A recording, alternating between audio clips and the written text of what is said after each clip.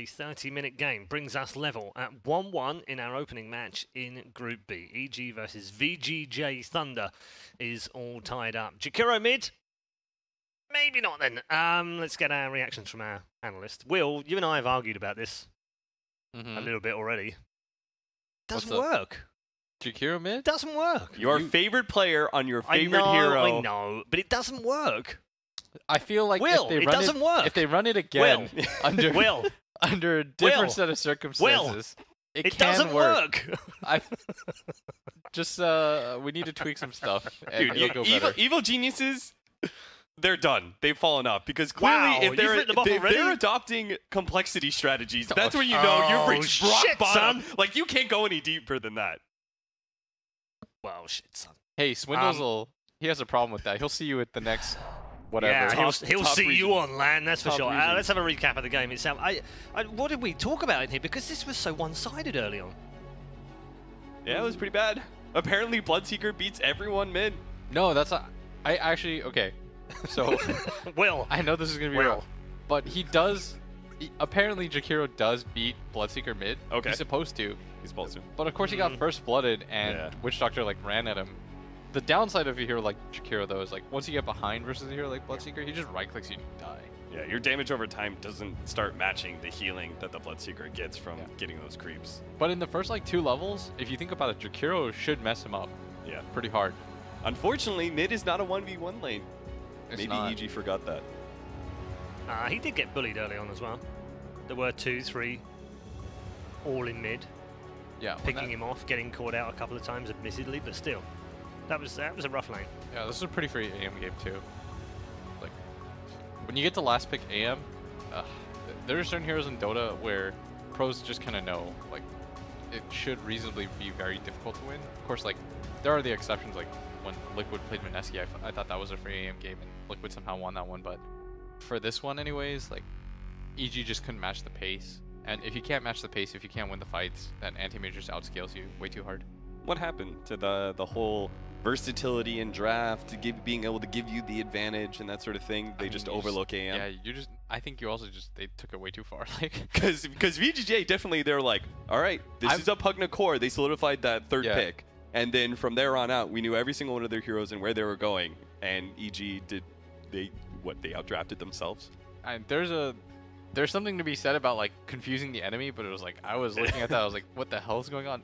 There's confusing somebody. It's like you can pick Crystal Maid in mid and like juke the shit out of people, but it's still gonna be bad. Like yeah, confusion does not always equal a good win. Shit, I'm sure Vici was like, man, what is going on? But ended up with a win. Yes, they did. But they still needed to execute properly. They still needed to do the right things. Yes, they played very well overall. This Night Stalker pick was much better overall as 4 than the Knicks. Yang played the offlane Pugna pretty well. Oh, he went ham. He, I don't know. He would be in consideration for my MVP as well.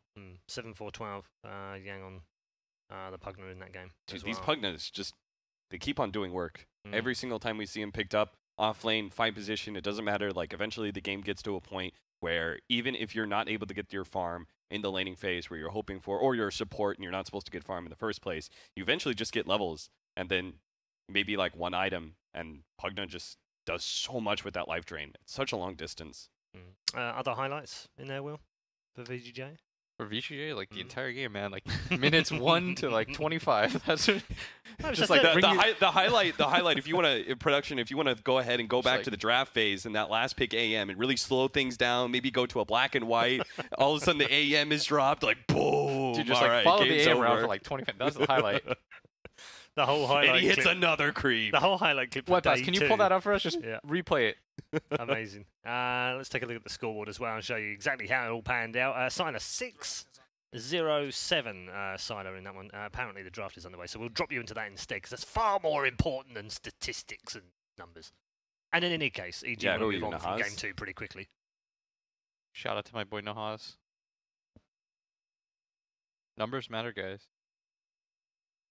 Do they really though? You'd be able to tell us like matter. Jakiro's got like a something win rate. He's got a 10% win rate when played mid. When played mid, under the circumstance of getting first blooded, and like he knows that stuff.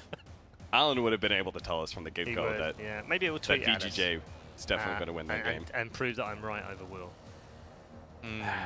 Has that ever happened, Paul? Never. So there's always a first time, right?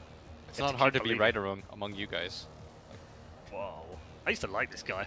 Wait, Love wait, you. I'm sorry. Haven't you missed both predictions so far? Aren't you 0 for 2? Yeah, but it's not. I'm looking at the overall picture. Apparently, it's hard for you to be right no, around no, no, us no, too. no, no. I'm looking at the overall picture. Right, right. The overall picture, He's just Which giving, is? he's just giving you all a chance. On which day is two. that the best team will always win.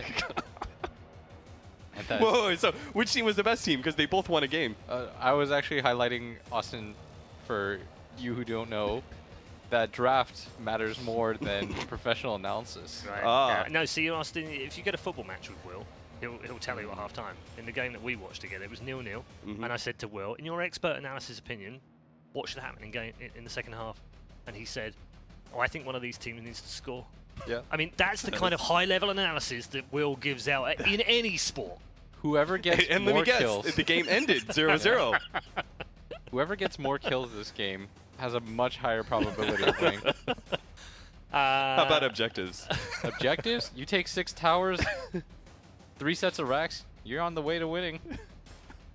Those are the keys to victory. I predict that the team who takes 12 towers in the game will win. Okay, here I we think go. that win Pugna condition first pick. is pretty good. Yeah, so they're going to go for Pugna this time around as a first pick. Take it away and play it themselves. I think Vici, if they don't take the Spirit Breaker, does EG just grab it again? Part 2? They're not going to What do about Clock instead? Man, Just that's as that open 4/off lane. You don't Clock have to is settle. really good against Pugna. Yeah. But we saw the problem with like Clockwork is you just get AM'd nowadays. Then make the pivot and ban AM. Okay, so this Fifth game they ban. do take the Spirit or the Earth Spirit. We thought they would like Earth Spirit Lich a while back. Earth Spirit is really nice against Pugna. You get a silence and a stun, and the AoE is quite nice too. Good fade hero. Why do you keep on saying Earth Spirit Lich? Why not any of the other 4 positions in Lich? I don't know, man. Lich is just. I thought Lich was still a good hero because he's one of the few 5s that are any worthwhile nowadays. Like Rubik? Lich or Rubik's- Rubik's alright. Rubik's still a good fight. You need to like Rubik though. You need to see a hero like Venno. I Sand think. Yeah, King, you want something to steal, Venno, right? Oh, Earthshaker. So VG Thunder think that Bloodseeker was the hero, and it's actually EG that take. But now they're picking Bloodseeker into a Lich. Yeah, oh Lich no! Lich owns, man. Yeah, picking it into a Lich and a Pugna. Yeah. You can decrepify the person who's being right-clicked. You're getting drained while you're amping yourself up. None of this seems... I'm concerned. Austin's not convinced. I'm concerned with VG.J. Not convinced. Pugna is an absurd hero, but Bloodseeker was 2 for 2, math-wise. He does... Ah. You Good pick old him, you maths. won. Was it you and I who were having this conversation about Bloodseeker potentially being OP? Yeah. But But I don't- surely I don't he's think he is. situational though, isn't he? I think he's Like, more that's why you wouldn't pick situational. him first phase, because then you just count. That doesn't... picking first phase doesn't sound situational But to it's me. like- it sounds like an OP hero. The thing about the hero is like, But that's what I'm saying. There I are thought it was counters. situational. So if it's situational, you pick it 4 or 5, right? yeah. But if, it's, if I think it's it's OP, meta. then you pick it first. I think phase. it's a meta thing between these two teams. Okay. Like both teams think that the hero's good, Yeah. and if they both value it and they both think it's good, then it'll automatically move up the tier list versus other teams. Like I don't know if they would do this against another team, Sure. but right now it's having success, and you know don't. What is it like? Don't fix what's not broken. Correct. Yes.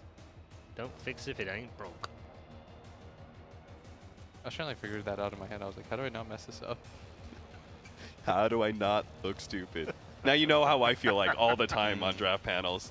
That's all I think about. I don't think about the draft. I don't think about like what should be picked yet. All I think about is like, how do I look not stupid? Just sneak but on by, but man. it doesn't matter, right? Because this isn't being aired anyway. It's just That's the three true. of us. Right? It's just a test run. Just right? just bullshit, man. I'll like slip you stuff. I'll cover for you.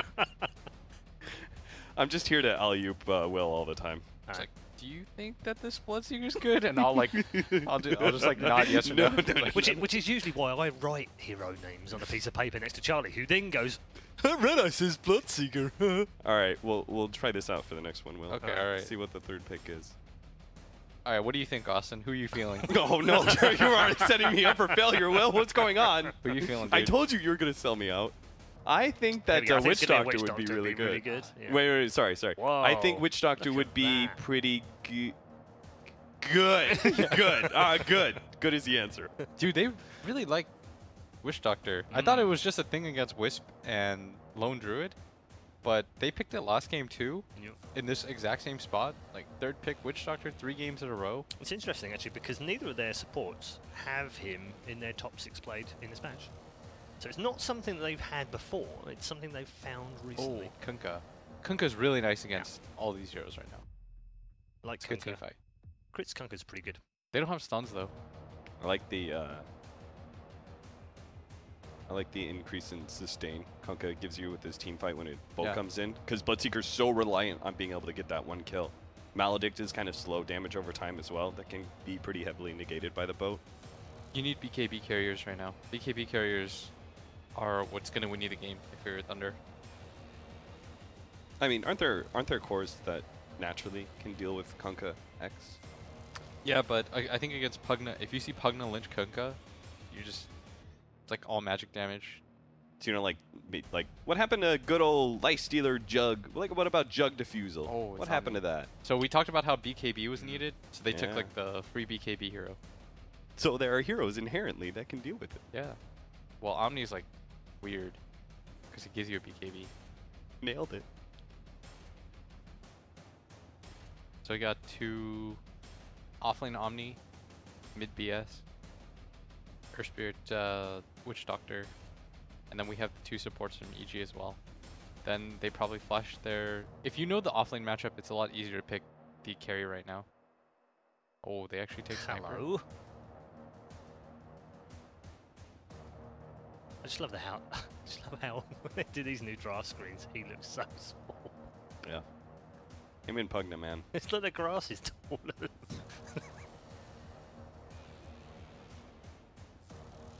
fun to see a sniper though. Do enjoy a little bit of long range love. It's pretty good here, because they don't have any gap closers on VG. And you know that Omni is going to be... You know for a fact that Omni is offlane, and so you're not going to get pressured. Like, Don't you need a hero that breaks high ground now, guaranteed? Because from who? VG? Yeah, for VG, because you don't necessarily want to go into this late game against Sniper. Yeah, it's And probably really because you don't have unpleasant. the gap closers to deal with him. Death Prophet's still in the pool, though. I don't... You can still take DP. DP's not bad here. Yeah. DP Omni Knight, man. With Blood Rage on DP too. Why didn't they ban Death Prophet in the beginning? Like Because they probably think it's a Bloodseeker mid.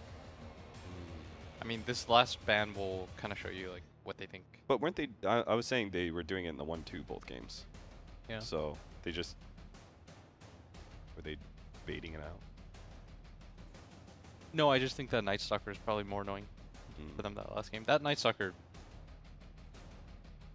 really went off. Yeah. Like,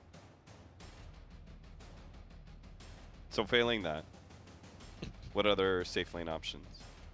for EG or VG? VG.J. I want to deal with VG.Js.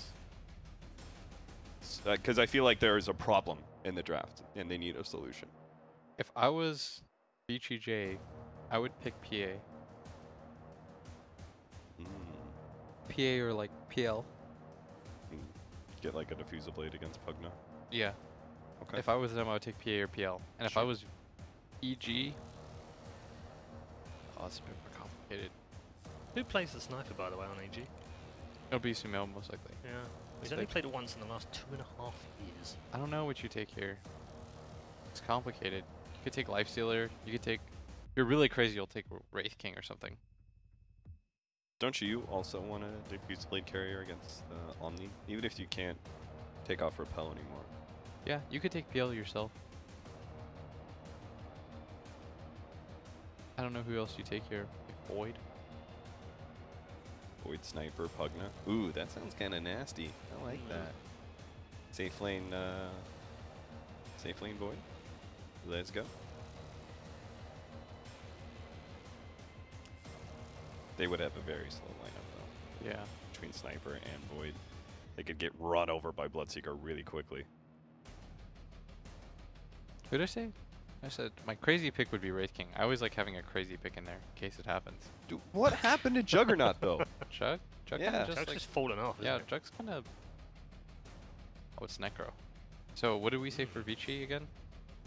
We said potentially Death Prophet, and then but you said the Fusel Blade heroes. PA which or is PL? PA or PL. Now they're even better against Necrophos. Yeah. I'm down with Phantom Lancer. Run at the dwarf. Not really either of them played very much by their cores, though. That's the only problem. Troll. Oh no, they've been brood mothered. Okay, so Silo is going to put out the brood.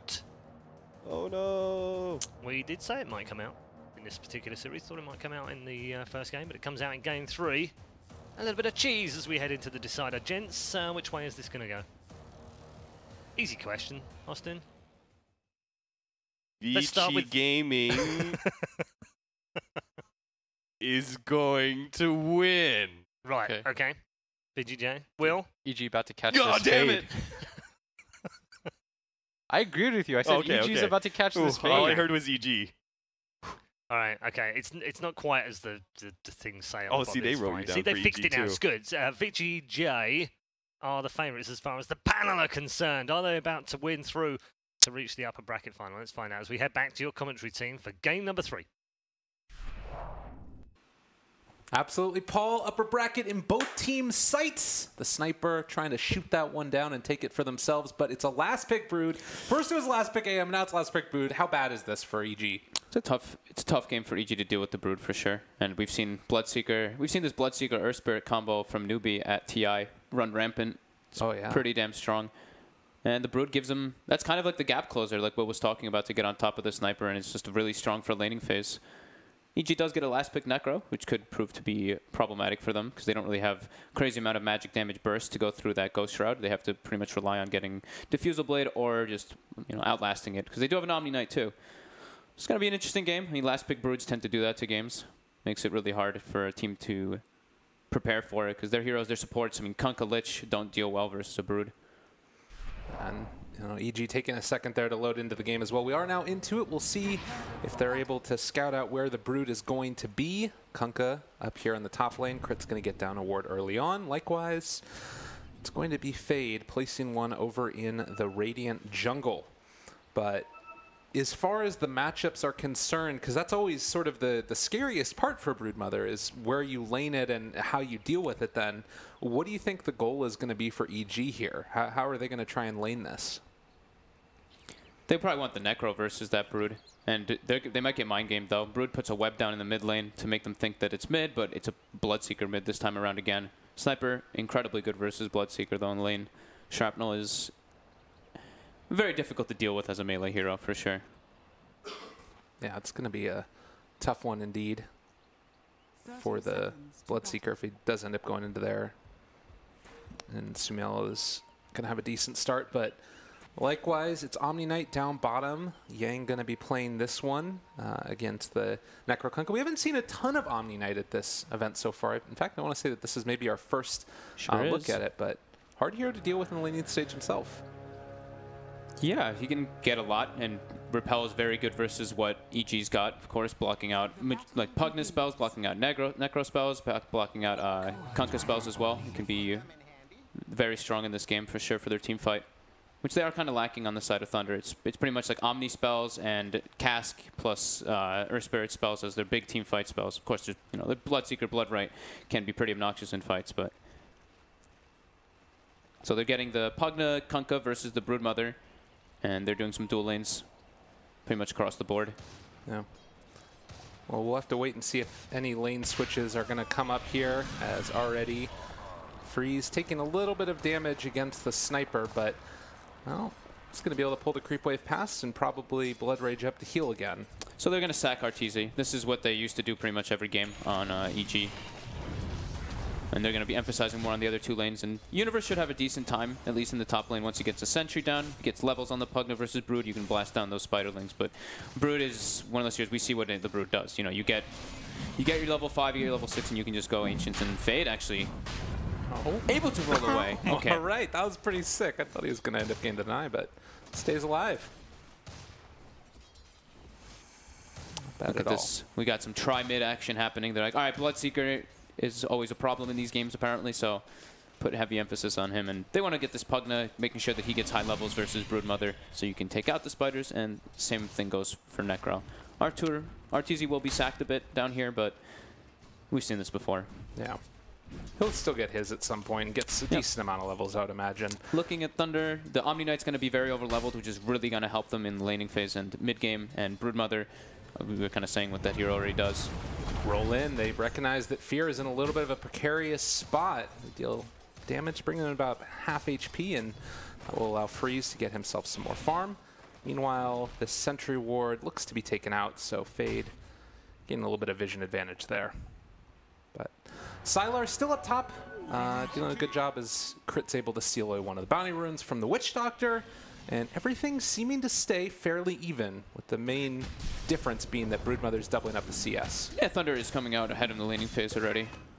Bloodseeker's farming just fine in the mid matchup versus the Lich. He's going to be losing a bit on the experience, but Universe has to be a bit threatened. Whenever he doesn't see the Earth Spirit on the map, he's scared of the rotation coming with that Brood, because Pugna, 1 armor, you really suffer versus all the Spiderlings that Brood has.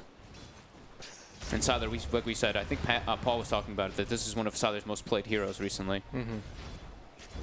Yeah, a lot of experience on this guy. He does take a lot of damage. That was a good amount of spiders stolen Universe as well. got like 10 plus spiders there, it looked like. Oh, mid lane. Stun comes out. They've got him caught. The damage is going to be there. The silence doesn't connect onto the sniper, but nonetheless, he is going to fall. First blood drawn by the Witch Doctor. They get a return kill. Fear there, picking it up, and now the catch is there as well. Torn a little bit off the mark, but they're going to end up the courier. Moving away, run away. Oh, God. And it does get out of there. Oh, 3-minute mark, clutch timing. Oh, my God. Was that a bait? Bloodseeker, though, is winning the mid lane. 15-7 to the 11-2 sniper, even when there's a Lich there. But now, rotation's coming in. Good X-Torrent. And Bloodseeker, nowhere left to go. He is going to be salving and living. Oh, you want to commit for that one, I would imagine. The movement speed bonus gained from Fear being low. Just enough for him to get outranged of the damage in bottom lane. RTZ. He has stick charges. He's got Ghost Shroud. He heals up. He's fine down there. This is still a Necrophos at the end of the day. And there's no heavy magic damage really coming out from the side of Thunder. It's really just Earth Spirit's damage for quite a long time, that is. I mean, they've spawned Spiderlings, but that's not, you know, those big magic damage spells that you think about. And since Lich is still kind of low, we see Freeze walk up, bully Sumail a little bit with some right clicks, but get thwarted back. Yeah. Don't want to step too much to that. Invis Rune picked up down bottom. Witch Doctor's going to get that one as well. He's going to scout things out. And with Fear here in the mid lane, they might think about going for this. There's a ward that makes them feel maybe a little bit safer than they actually are, and a cast could come. But with Earth Spirit showing... Yeah, they caught a glimpse of him. Oh, but this is a pretty good cask if they want to go for this. They step away from each other now. Walking forward. There's the catch. They've got the damage. It's going to connect, and Sumail brought down yet again with Witch Doctor sauntering away. So much damage. He gets blood raged up, and just everybody's damage just gets amped up by that 25%. Top lane, Universe is leading in CS, but There's a lots lot of of those are spiders. Yeah, he's still close to top in net worth. It's pretty surprising to see how well RTZ is actually doing in that bottom lane, because they were pressuring him a bit with that dual lane with the Witch Doctor Omni, but since rotations have happened, he has a very favorable matchup versus the Omni Knight and should be able to pull further and further ahead. So does anything really counter Bloodseeker in the mid lane? I mean, we're talking about this, but he is dominating his sniper here. He really is, and it was not just a sniper, it was a Lich sniper, but he did get help again, you know. Yeah. But it's still pretty crazy to see how well he really is doing. But that is also what happens when you get First Blood. You get First Blood, you get a big chunk of gold into that advantage, and can definitely abuse it. But he's level 5 in comparison to level 4 Sniper and level 4 Lich. Yeah. Pretty damn good. It's hard to deal with the Bloodseeker once he gets off to this type of a start. Crit looking to wait for level 6 Pugna to come out, and he's going to set up for a gank onto Sylar here with that Life Drain. They've got it Dust. They catch it on him, too. Now, X-Torrent, they pull him back in. Going to connect. Life Drain there. Is it going to be enough? It looks like the answer is yes. Universe getting that kill on the big bad spider. Bottom lane again, going on to Arteezy, trying to bring him down low. But again, this is a hard hero to gank and kill. And he's going to get the... Oh, the Repel comes out. Clutch save onto Fade. That was really That was very close to Arteezy just killing him and getting full health because he's Necro. Still has the Reaper's sight. You can't really walk forward that close. And he's doing incredibly well down here, yeah. 30 and 9 last hits. So definitely a different game coming out in comparison to the last two. We see actually no like triple lane dominance or double lane dominance. It's fairly even across the board. The game was over in the past 2 games at this point. I mean, it did feel like that. And top again, they're setting up again for Sylar. Crit with the clutch positioning, and with Universe having that level 6, even level 7 now, that extra damage with that life strain is more than enough to bring down the Spider. That's basically getting it on cooldown at this stage. So a great start right now for the Pugna. Is this a hero that, like, how worried do you need to be with him getting this much early on? Or is it more about the Brood that's lost out on a lot? Having Brood get lost out is really painful, but we've been seeing Pugnas dominating in this tournament, so it's definitely a bit of an issue coming out for Thunder. And we said, you know, they don't really have that damage to burst through the Ghost Shroud. How about the Decrepify? The same instance, they don't have that magic damage burst. So it's definitely a bit of a concern, and their towers can be threatened quite heavily, of course, by Pugna. Absolutely. Fade getting a little bit of him time up here in the top lane, but you always have to be worried with this rotation coming up. Crit is here as well. They might think about going on him again. Pause for the Necro. RTZ wanting to take a moment. Seems like a crash, yep. So it's pretty detrimental, though, that the Broodmother is having to walk all the way back to the lane, and usually at this time, you know, 7 minutes, they're getting close to the Desolators from what we've been seeing, especially when, like, we've seen Matumba be playing it, and he gets, like, those, like, 9 to 12-minute Desos majority of the times. This one is not looking to be that fast unless he is able to get, like, maybe a kill or two and then transition into those ancient farming. Well, Witch Doctor thinks better of going up towards the top lane, and he is going to head mid instead for the moment. They do have Rupture ready, but that is a hard hero to dive at this point. Without Earth Spirit, they don't have the big gap closer to get on top of Sumail. Right. And there's almost level 6 on Fear, so they don't really want to be going for those dives. Yeah. He's actually very close to 6 on Lich, yeah. They're looking to punish Pugna in top lane, though. Fade is set up there, but he's going to get scouted out right now by Crit. Oh, they walk by each other. X-Torrent gonna roll away, but he's coming right back again, and another life drain to get the stun out. That keeps him alive for the moment. Well, Universe with the spiders on him could be in trouble, but one blast kills a lot of them. Oh, wanting to get that kill. They are gonna get it. That's a big kill right there for the Broodmother, and now finding themselves Crit as well. They're gonna be able to connect onto this. Roll forward. Nice dodge. The Torrent, it's going to connect. They actually kill off Fade before they lose the Kunkka. Nice little play there by Crit. Still a great positional rotation by the Earth Spirit. Even though he gets, like, found in the side, they don't have the burst damage to bring him down. They didn't use the Nether Blast on top of the life drain initially, so he gets the stun right away on the life drain. And maybe some slight mistakes, but 2 people pay with their lives on the side of EG. Still, though, Arteezy is having a blast in the bottom lane, and now Sumail gets isolated. Yeah, there was never going to be a chance that he lives there. Repel onto Fade, keeps the Chain Frost from bouncing too much, and Rupture used for the sniper kill mid. He just got level 6, and you compare to the Bloodseeker right now, who's already almost level 8. It's been a really good game so far for this Bloodseeker. Story of the tournament, seems. At least story of the series. All right. Still, Pugna being able to keep this Broodmother off of the tower. You'd love to be able to get some damage onto that tier 1, but they just haven't really had a chance to find a kill and then get an objective afterwards. It's kind of tough at this stage. Sylar with that kill and able to get some jungle going on here. He's getting closer and closer to that Desolator. Probably going to need a very early Diffusal Blade if they want to be able to take those fights, but fighting into EG's lineup with Thunder's lineup is pretty difficult. There's a heavy amount of team fight on EG with the Kunkka, with Pugna, with Lich, Necro. It's very hard for them to just get into the fights. They set up in the top lane with a Sentry Ward as well. And continuing to just throw out Assassinates there in the mid lane on the Bloodseeker. He was stop canceling it over and over again. Nice. Just like, walk up to the creep wave. Come on. Do just need to be a little bit careful because of the Rupture, but without the Earth Spirit, it seems unlikely to find a kill. Yeah, I think they need Earth Spirit / Omni Knight, some kind of combination like that with the Bloodseeker to go for the dives. Fear is just sitting right behind Sumail. Dire's bottom tower is under attack. Oh, another stop cancel. That time actually just lets it complete. Bloodseeker brought down about half HP. Witch Doctor's rotating down as well with the Earth Spirit, so they might think about going onto him right now. Sumail sticks around a little bit too long. They get that I'll catch onto him, and now the rotation in. Shane Frost to turn it, but the stun is going to be there nonetheless. And Sniper going down. They do turn around the kill, though, and bring down the Earth Spirit with Yang here also. They do have a repel. That's going to keep the Witch Doctor alive for the moment. AU just backing out the right clicks. They're still doing a ton of damage right now. The Decrep combo together, but it doesn't end up keeping them alive. Oh, man. That plus 40 damage talent from Necro with phase boots online. Quite a lot of damage, but yeah, max Decrep plus Blast is pretty ridiculous at this stage in the game, only 11 minutes. Heavy hitters, not quite level 6 yet on Fade, so the Earth Spirit rotation isn't really going to be able to bear that much fruit, I don't believe. And tier 1 tower taken in the mid lane, 6-6. EG coming out ahead at the 11-minute mark. Very slight, though. Yeah. Broodmother has Deso finished now for Sylar. Also took down that tier 1 tower. Spiders killed off a little bit by the Sniper, got some CS for himself.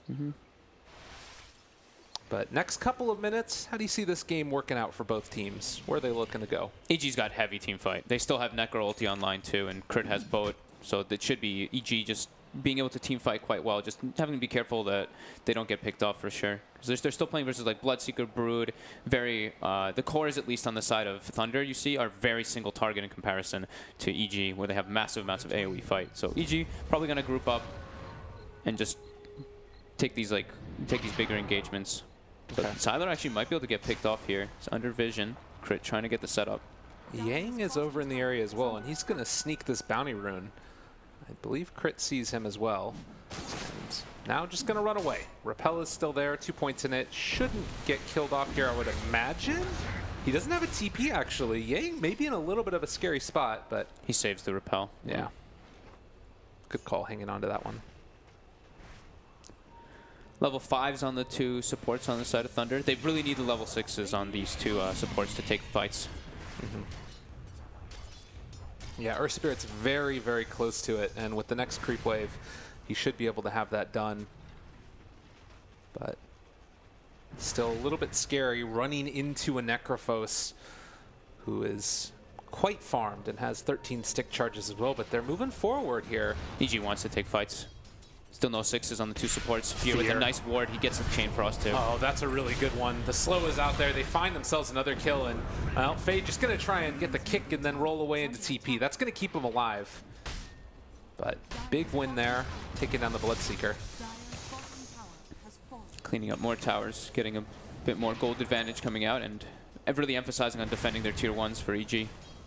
Anytime they see Thunder setting up, they bring 1 or 2 heroes plus to defend it. And Artisi's on good timing toward that Radiance. Yeah, I was wondering if he was going to stop off for a Veil along the way, but looking to just get straight into the big item. I think he's feeling that he's having such a good game that he might as well just go for the biggest item possible. The Veil is still very good, though, with his team, of course, with Pugna on it. Sylar and Bloodseeker both queuing up Mask of Madness to try to get this catch-up going, because they're definitely recognizing it. It's like, we can't take head-on team fights versus EG. We have to get a farm advantage, and the way to do that is, as we've been mentioning, you know, Mask of Madness, farming Ancients is one of the most beneficial things. They can still look for pickups, though. Universe under vision of that ward that they placed deeply. Highest net worth hero in the game is going to be found, ruptured, and most likely killed as they roll in onto him, and, well, give the kill as well, right, at the ruptured kick. Love to see it. So they can put a little bit of advantage. They don't have great tower pushing, though, on Thunder. It's pretty much only Sylar at the moment with that Deso. But they can get some damage down bottom as long as there's no other heroes there. EG set up around the mid lane and top. Sacrificing your bottom tower or sacrificing your safe lane tower, usually at this stage of the game is acceptable, because you're bound to lose it, and it's one of those. Even in the Thunder situation, it's just really hard to defend it because of the wraparound potential. Yeah, and I mean, you can see Crit here already in the area, ready to go in with a boat if somebody decides to show up at that point. VG.J, though, trying to get some deep wards inside the Radiant jungle. EG maybe setting up for a smoke here, possibly, although they don't actually have one. But if they step into the jungle here, this could be a pretty quick pick with level 6s online for the sports. Very nice wards coming up from Thunder this game. They've got very deep, aggressive wards plays after they take the tier 1, and that one bottom ward that they have is a very unorthodox one in the lane, and it ended up actually catching Universe that one time. Yeah. Man, look at EG, though. They just have, like, complete and total recognition of where they are. Nobody is showing in the top lane. Nobody was showing down here bottom. They know that they're up here on this cliff, and they're just not walking over in this side of the map. Farming instead. Now they see the Omni Knight reveal himself. They know Broodmother's probably in the area, too. Crit starts shoving in that top lane as Kunkka. Going for a very different build on the Kunkka, too. We've been seeing a lot of the Max Torrent with Max X, but he's 1-3-1 on Kunkka. That's more the Lanham style when he was playing it for a while. Exactly. Oh. TP in from Yang. They have Reaper Sight. Are they going to blow him up here? He does manage to turn it back around. Repels and skitters out of there. Crit holding the boat, decided not to really want to throw it out there. Didn't think that they could really get the cleanup kill. RTZ. Crit trying to retreat. They've got the TP out. Do they have the cast? So it's going to get him. The silence is there as well. And the Blood Rage for even more damage. RTZ's going down. Meanwhile, in the mid lane, and Mr. S also falls. Oh, man, that is a big swing of momentum into the favor of VG.J Thunder. Definitely. Getting these pickoffs are massive for their lineup at the moment. They need BKBs on Thunder to really take head-on fights versus EG at the moment, but if they can get pickoffs like that, it definitely is the dream. And bottom, they're engaging on Universe again. Oh, they want this kill real bad. There's the Magnetize already up. The heal bomb coming through. Universe trying to TP out, but to no avail. They bring him down. Fade picking up that kill, and VG.J Thunder really coming alive. All 3 cores on the side of EG have died in the last 40 seconds. Really good movement coming out from Thunder. EG getting split up. It doesn't even really feel like there was that much done. It was just sort of moving from lane to lane to lane, and maybe it all started going a bit aggressive up there on the top lane to try and find the kill on the Omni. Just slight mistakes being punished heavily by Thunder. And these Mask of Madness are really starting to kick in. They're starting to get a lot of farm coming out. They've now taken the gold advantage for the first time after like the 5-minute mark, and net worth or experience advantage as well. So VG.J, after getting the level 6s on the supports, making moves around the map. EG looking to try and sort of pull things back together for themselves. They're pushing along top with the Necro, the Kunkka, and the Lich all in the area. Their power is their team fight, so they have to try to stick together. Universe, though, walking into their VG heroes again. This is going to be another big kill. They lose the Pugna right now, and most likely going to lose the tower and even another? That was back-to-back deaths for Universe. Highest net worth hero at one point quickly dropped down. And directly into Roshan as well. Oh, and they're going to kill it incredibly fast, too, with that Deso, level 2 Insatiable Hunger plus Blood Rage.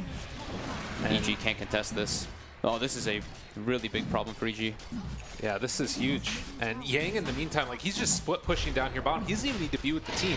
Thinking about when this Omni Knight shows up to the fights as well. How do EG deal with this now? I mean, Thunder is just making some really good moves, to be honest. Yeah. EG was trying to make some group pressure play toward top, but Thunder catches Universe on the rotation, and now they smoke up, and they're looking to meet up with Yang bottom. EG might get caught off guard by this one.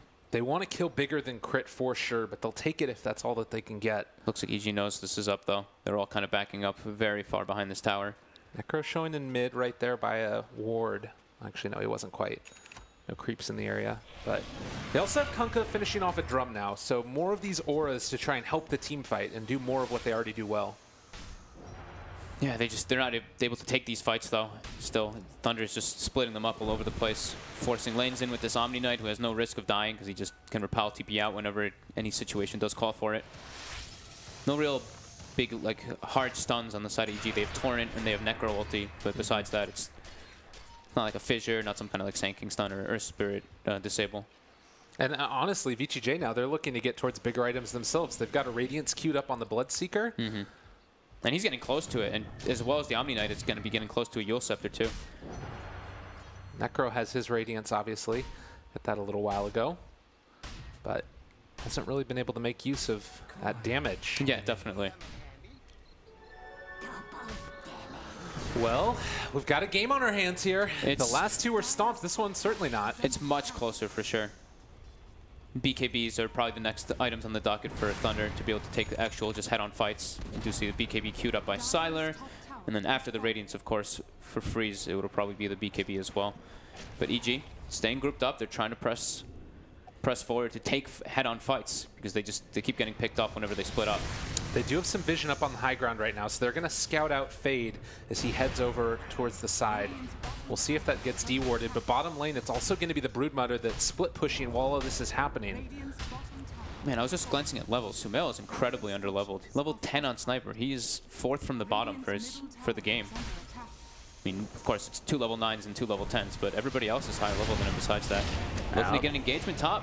Silence out, doesn't end up connecting onto Arteezy, but they've already TP'd back with the Sniper while this is happening. Sylar's taking that tier 3 tower bottom. They TP'd back already with 1. But it's an X. They're Xing it, so they're trying to good call. Still stay top, at least for the time being. Yeah, I was like, where'd the Sniper go? He was just there. And yeah, he ended up Xing back. But now Sylar's going to see that, and he's going to step forward as well. Are they Xing again with Arteezy? No, okay. They're retreating now. They are really struggling to take advantage of their teamfight lineup. Thunder is really halting them. They're playing very well.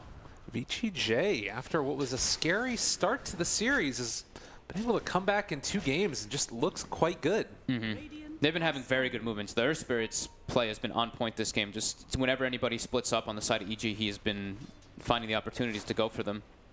And it's really letting all 3 cores on the side of Thunder get quite massive.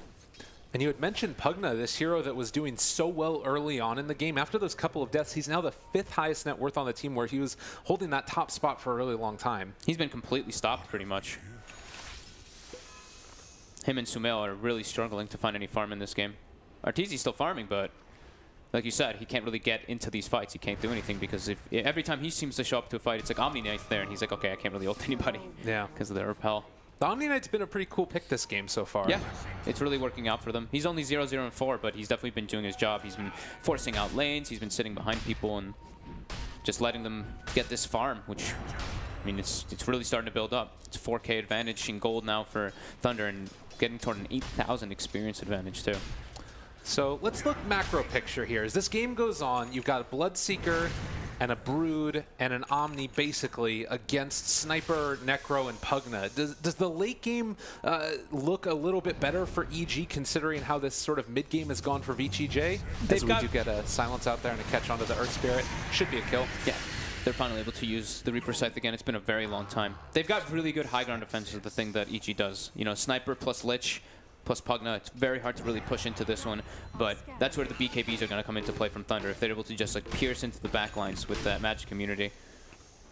We'll have to see, because it is a lot of magic damage coming out from EG if those BKBs start ticking down, etc., but the BKBs are coming out at a very late stage, so they will be quite strong for...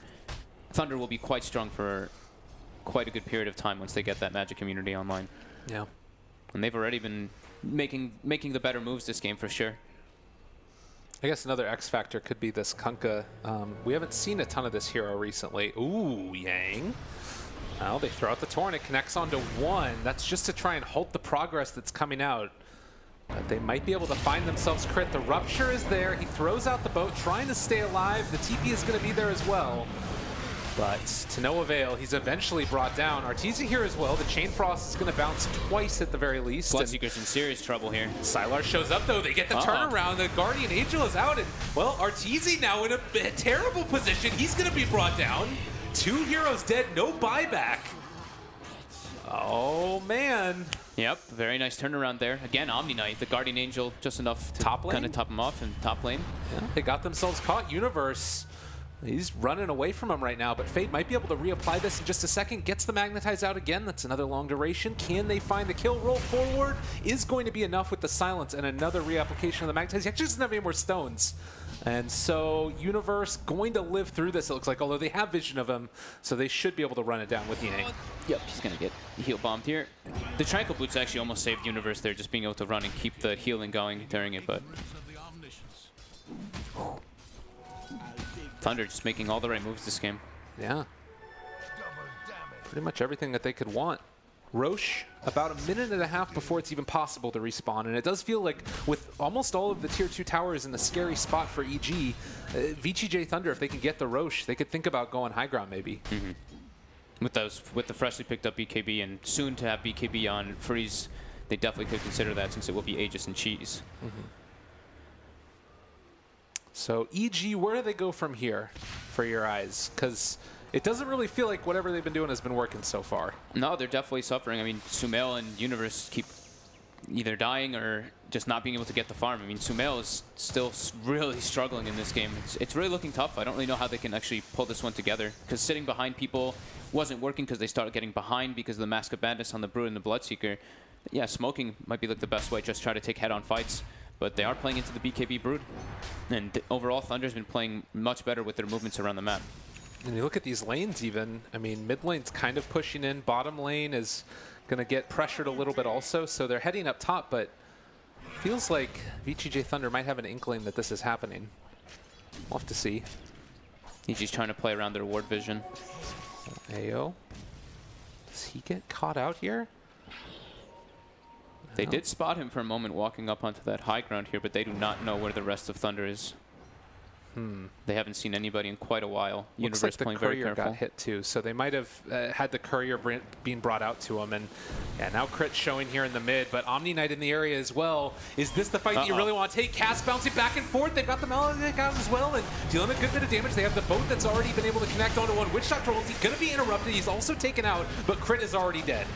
Now, can they find a more Arteezy just being eaten alive? He is caught there with the Ghost Shroud, so that's keeping him alive for the moment. The disarm onto the Bloodseeker, needing to run away alive on 20 HP. But Sylar also is getting torn the hell up, and now they've caught themselves. The Omni Knight gonna need to repel and run away from this one. And it looks like he might be able to get out of there. The Eul Scepter and all that movement speed means that Yang most likely to escape. But a great fight for EG. Being grouped up like that really worked out for them. Arteezy did his job there. You know, he sat in the middle of the fight and he made space for Sumail to sit in the back and peep away. Because Sumail has the Maelstrom, so he's able to do a decent amount of damage. And we're going to see how much Arteezy actually gets healed up here. So he gets ruptured up and he has to stand his ground. But then you watch Sumail in the back is just free peeping away, as well as Universe. They're both just getting all their spells off in this engagement, while Arteezy tanks the brunt of the force. Yeah, that kill on the Witch Doctor made all the difference in the world, like you were saying. And almost able to kill off the Bloodseeker too, but he did get out of there. Just barely. I think he lived with like 13 or 10 HP or something. It was crazy. very close to the Heartstopper. I mean, they're very stressed out this game for sure. Yeah. Can tell. Much closer ordeal than we've seen previously. But pipe there for Omni Knight now.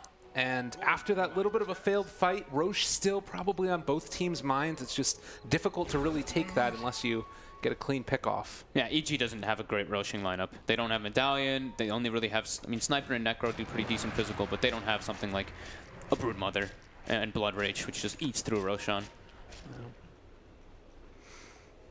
5,000 net worth lead still for VG.J Thunder. Certainly nothing that's insurmountable at this point, and maybe with Crit walking forward, they have eyes on him with this freshly planted ward. Level 20 has been reached on the Broodmother. Big damage peak coming out. That 70 attack speed bonus is really ridiculous on top of the Deso BKB. He's going to be having Diffusal Blade soon, too, for that chase and pick off to get rid of the Ghost Shroud. Oh, Crit walks into a hell of a lot of trouble, and they're going to blow him up right at the start. Arteezy here as well. The Chain Frost not going to bounce anymore, but he does blow up one. That's going to give him out of regen, and just immediately VG.J looking to run away from them for the moment. Although, is Arteezy really going to end up getting away from this? Eul Scepter lift up. He's still living. Ghost Shroud keeping him alive. They just don't have the damage. And now, if they're not careful, they're going to get ran down. Oh my god, Sumail is going to start to come in and blow them all the hell up. Yang trying to run away, and he's going to get the TP away after the Assassinate comes out. That keeps him alive. Bottom lane. Doing a lot of damage bottom, and with the BKB, he's going to look to force it. There's no glyph available now. He might just commit. No, he's in back up. Okay, Sumail TP's down. Arteezy, though, the combination of Ghost Shroud there plus Universe's defensive Decrepify, they don't have, like we mentioned a few times during the draft, they don't have like that heavy magic damage burst on Thunder to go through that one, and the Bloodseeker doesn't have Diffusal Blade just yet, but that's the next item on the docket. Yeah, and Broodmother just now finished one as well. So that's going to be what they're looking to do at this point. With the Diffusal Blade online, how worried would you be in EG in the next couple of fights? Definitely a bit concerned, but they have very good ways of kind of like kiting it out with the Hurricane Pike and stuff like that. And the BKBs, the very important thing is that the BKBs get low. That's what EG is hoping for. Make the Broodmother use the BKB over and over again. Make Bloodseeker's BKB get down lower and lower. Bloodseekers is still at 9 seconds, of course, but Broods is now at 7, and that's the way that they can kind of deal with this with their heavy magic damage lineup. I guess you also everybody wants to get a Diffusal Blade. Yang has one queued up with the 100 damage talent also. Omni Knight's going to be buff. Yeah, definitely. Whenever the BKB's up, it's a bit of a concern for EG, though. Absolutely. And Repel also. Yeah, Repel's always there. Well, smoke from VG.J as they're going to move into the woods, and looking like, again, Crit is going to be the one that gets found. The roll forward, they get the stun, connects onto Arteezy as well. It's a lot of damage onto Fade. The Chain Frost bouncing around a little bit. Are they going to end up being brought down in the end? Reapplication, there's the BKB pop, turn to fight, gonna bring down one. Arteezy again, Yule Scepter lift up, but Sylar's on top of him. They have the Diffusal Blade as well. He's going to be brought down here. No, the link ends, it ends up popping, they turn it back around, gonna keep him alive. Arteezy living through everything, but not quite enough in the end. 2 for 2 so far, but everybody from EG looking a hell of a lot healthier, able to live through that one, but not in the end enough as Omni Knight gets brought down. These fights are going to start getting really crazy because of, like you said, the Lincoln Sphere coming out from Universe to block the Diffusal Blades at times. They have Decrepify, they have Ghost Shroud. There's so many different factors that Thunder has to watch out for in these engagements when they run into that kind of close quarters. When they're in that little area, Chain Frost and all these different spells and Shrapnel really start coming to fruition for EG. Even though Crit keeps getting grabbed out, doesn't even get any spells off in this fight again. We do see EG looking pretty solid in it, getting 3 kills.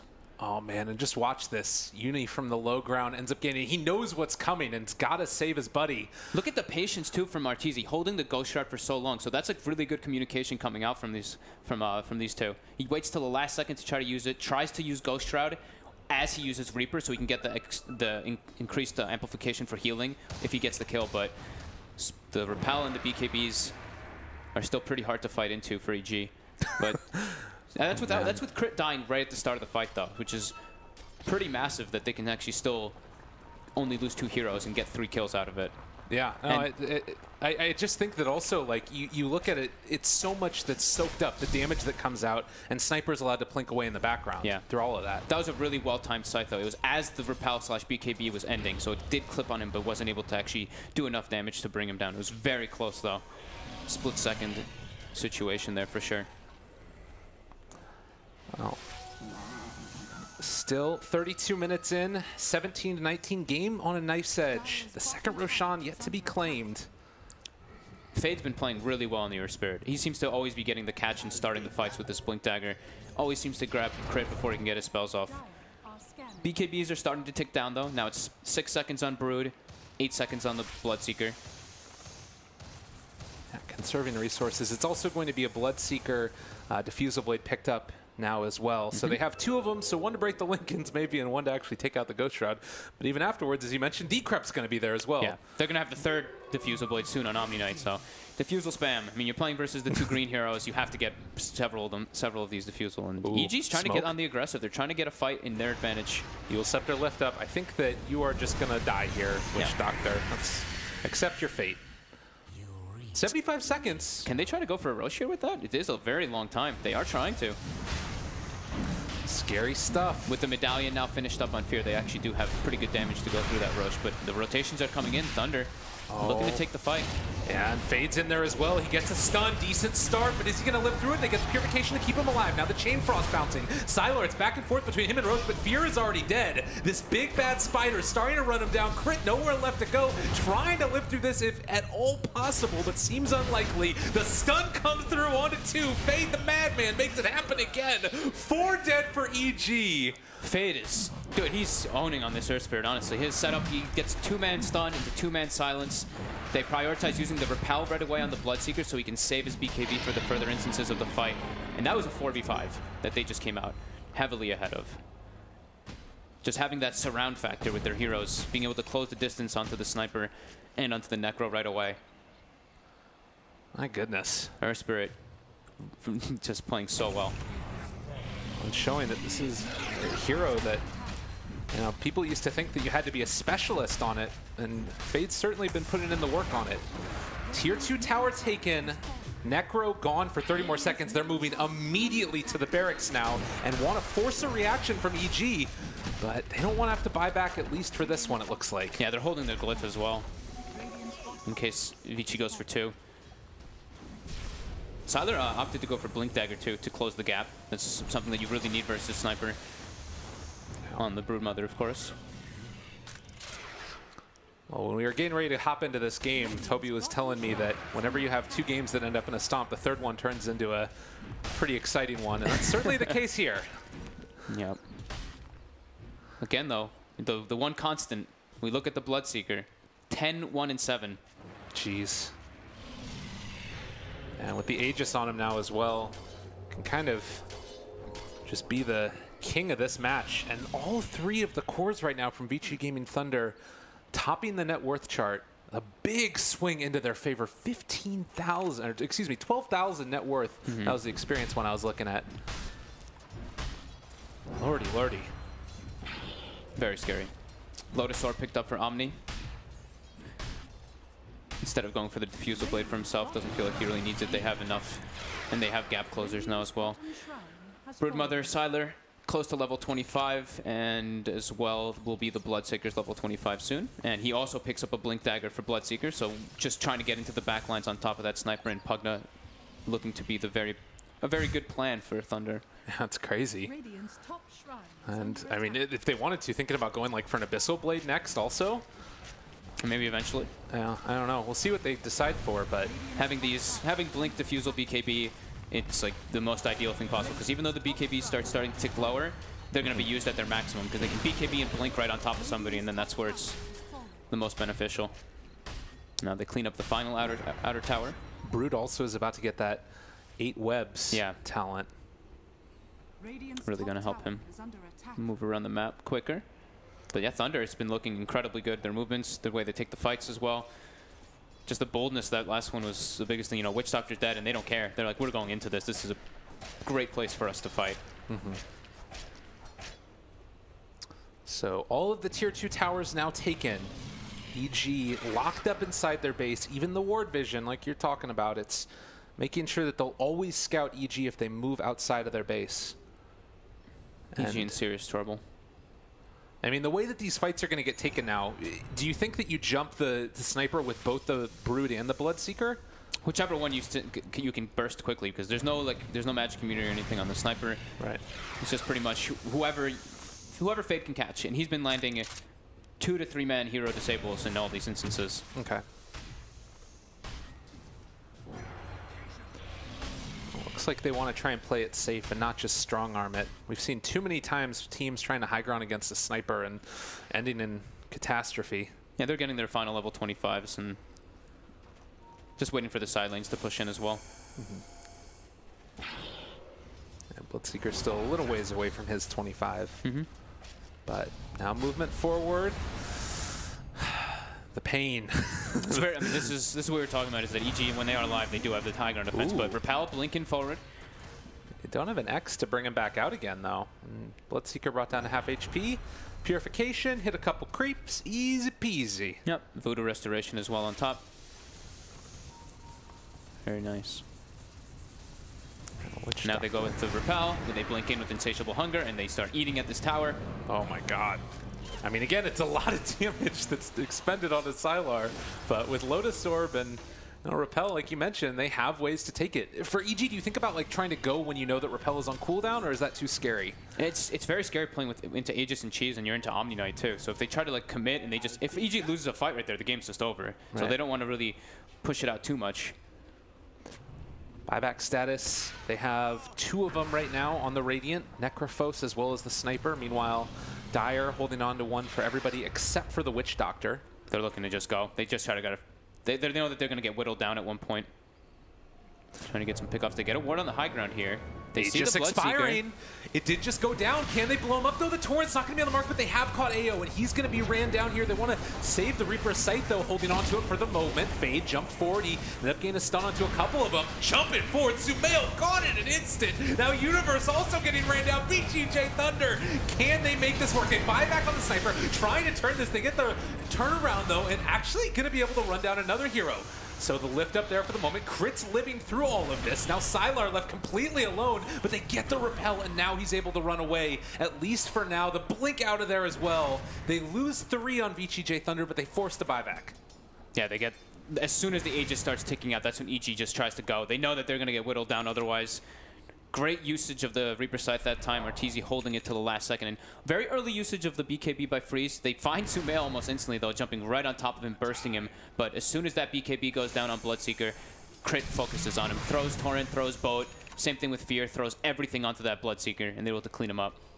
And almost was able to take down Crit Hero. So it was so close, but obviously the lift up there, and then Omni Knight pretty good at making sure your cores don't go down. Yeah, repel. Whew, blink away right before the right click. Yeah. Oh, and did I see that right? Oh, that's a full Aghanims on Omni Knight. Oh, wow. So negating a lot of the damage that will be coming out from...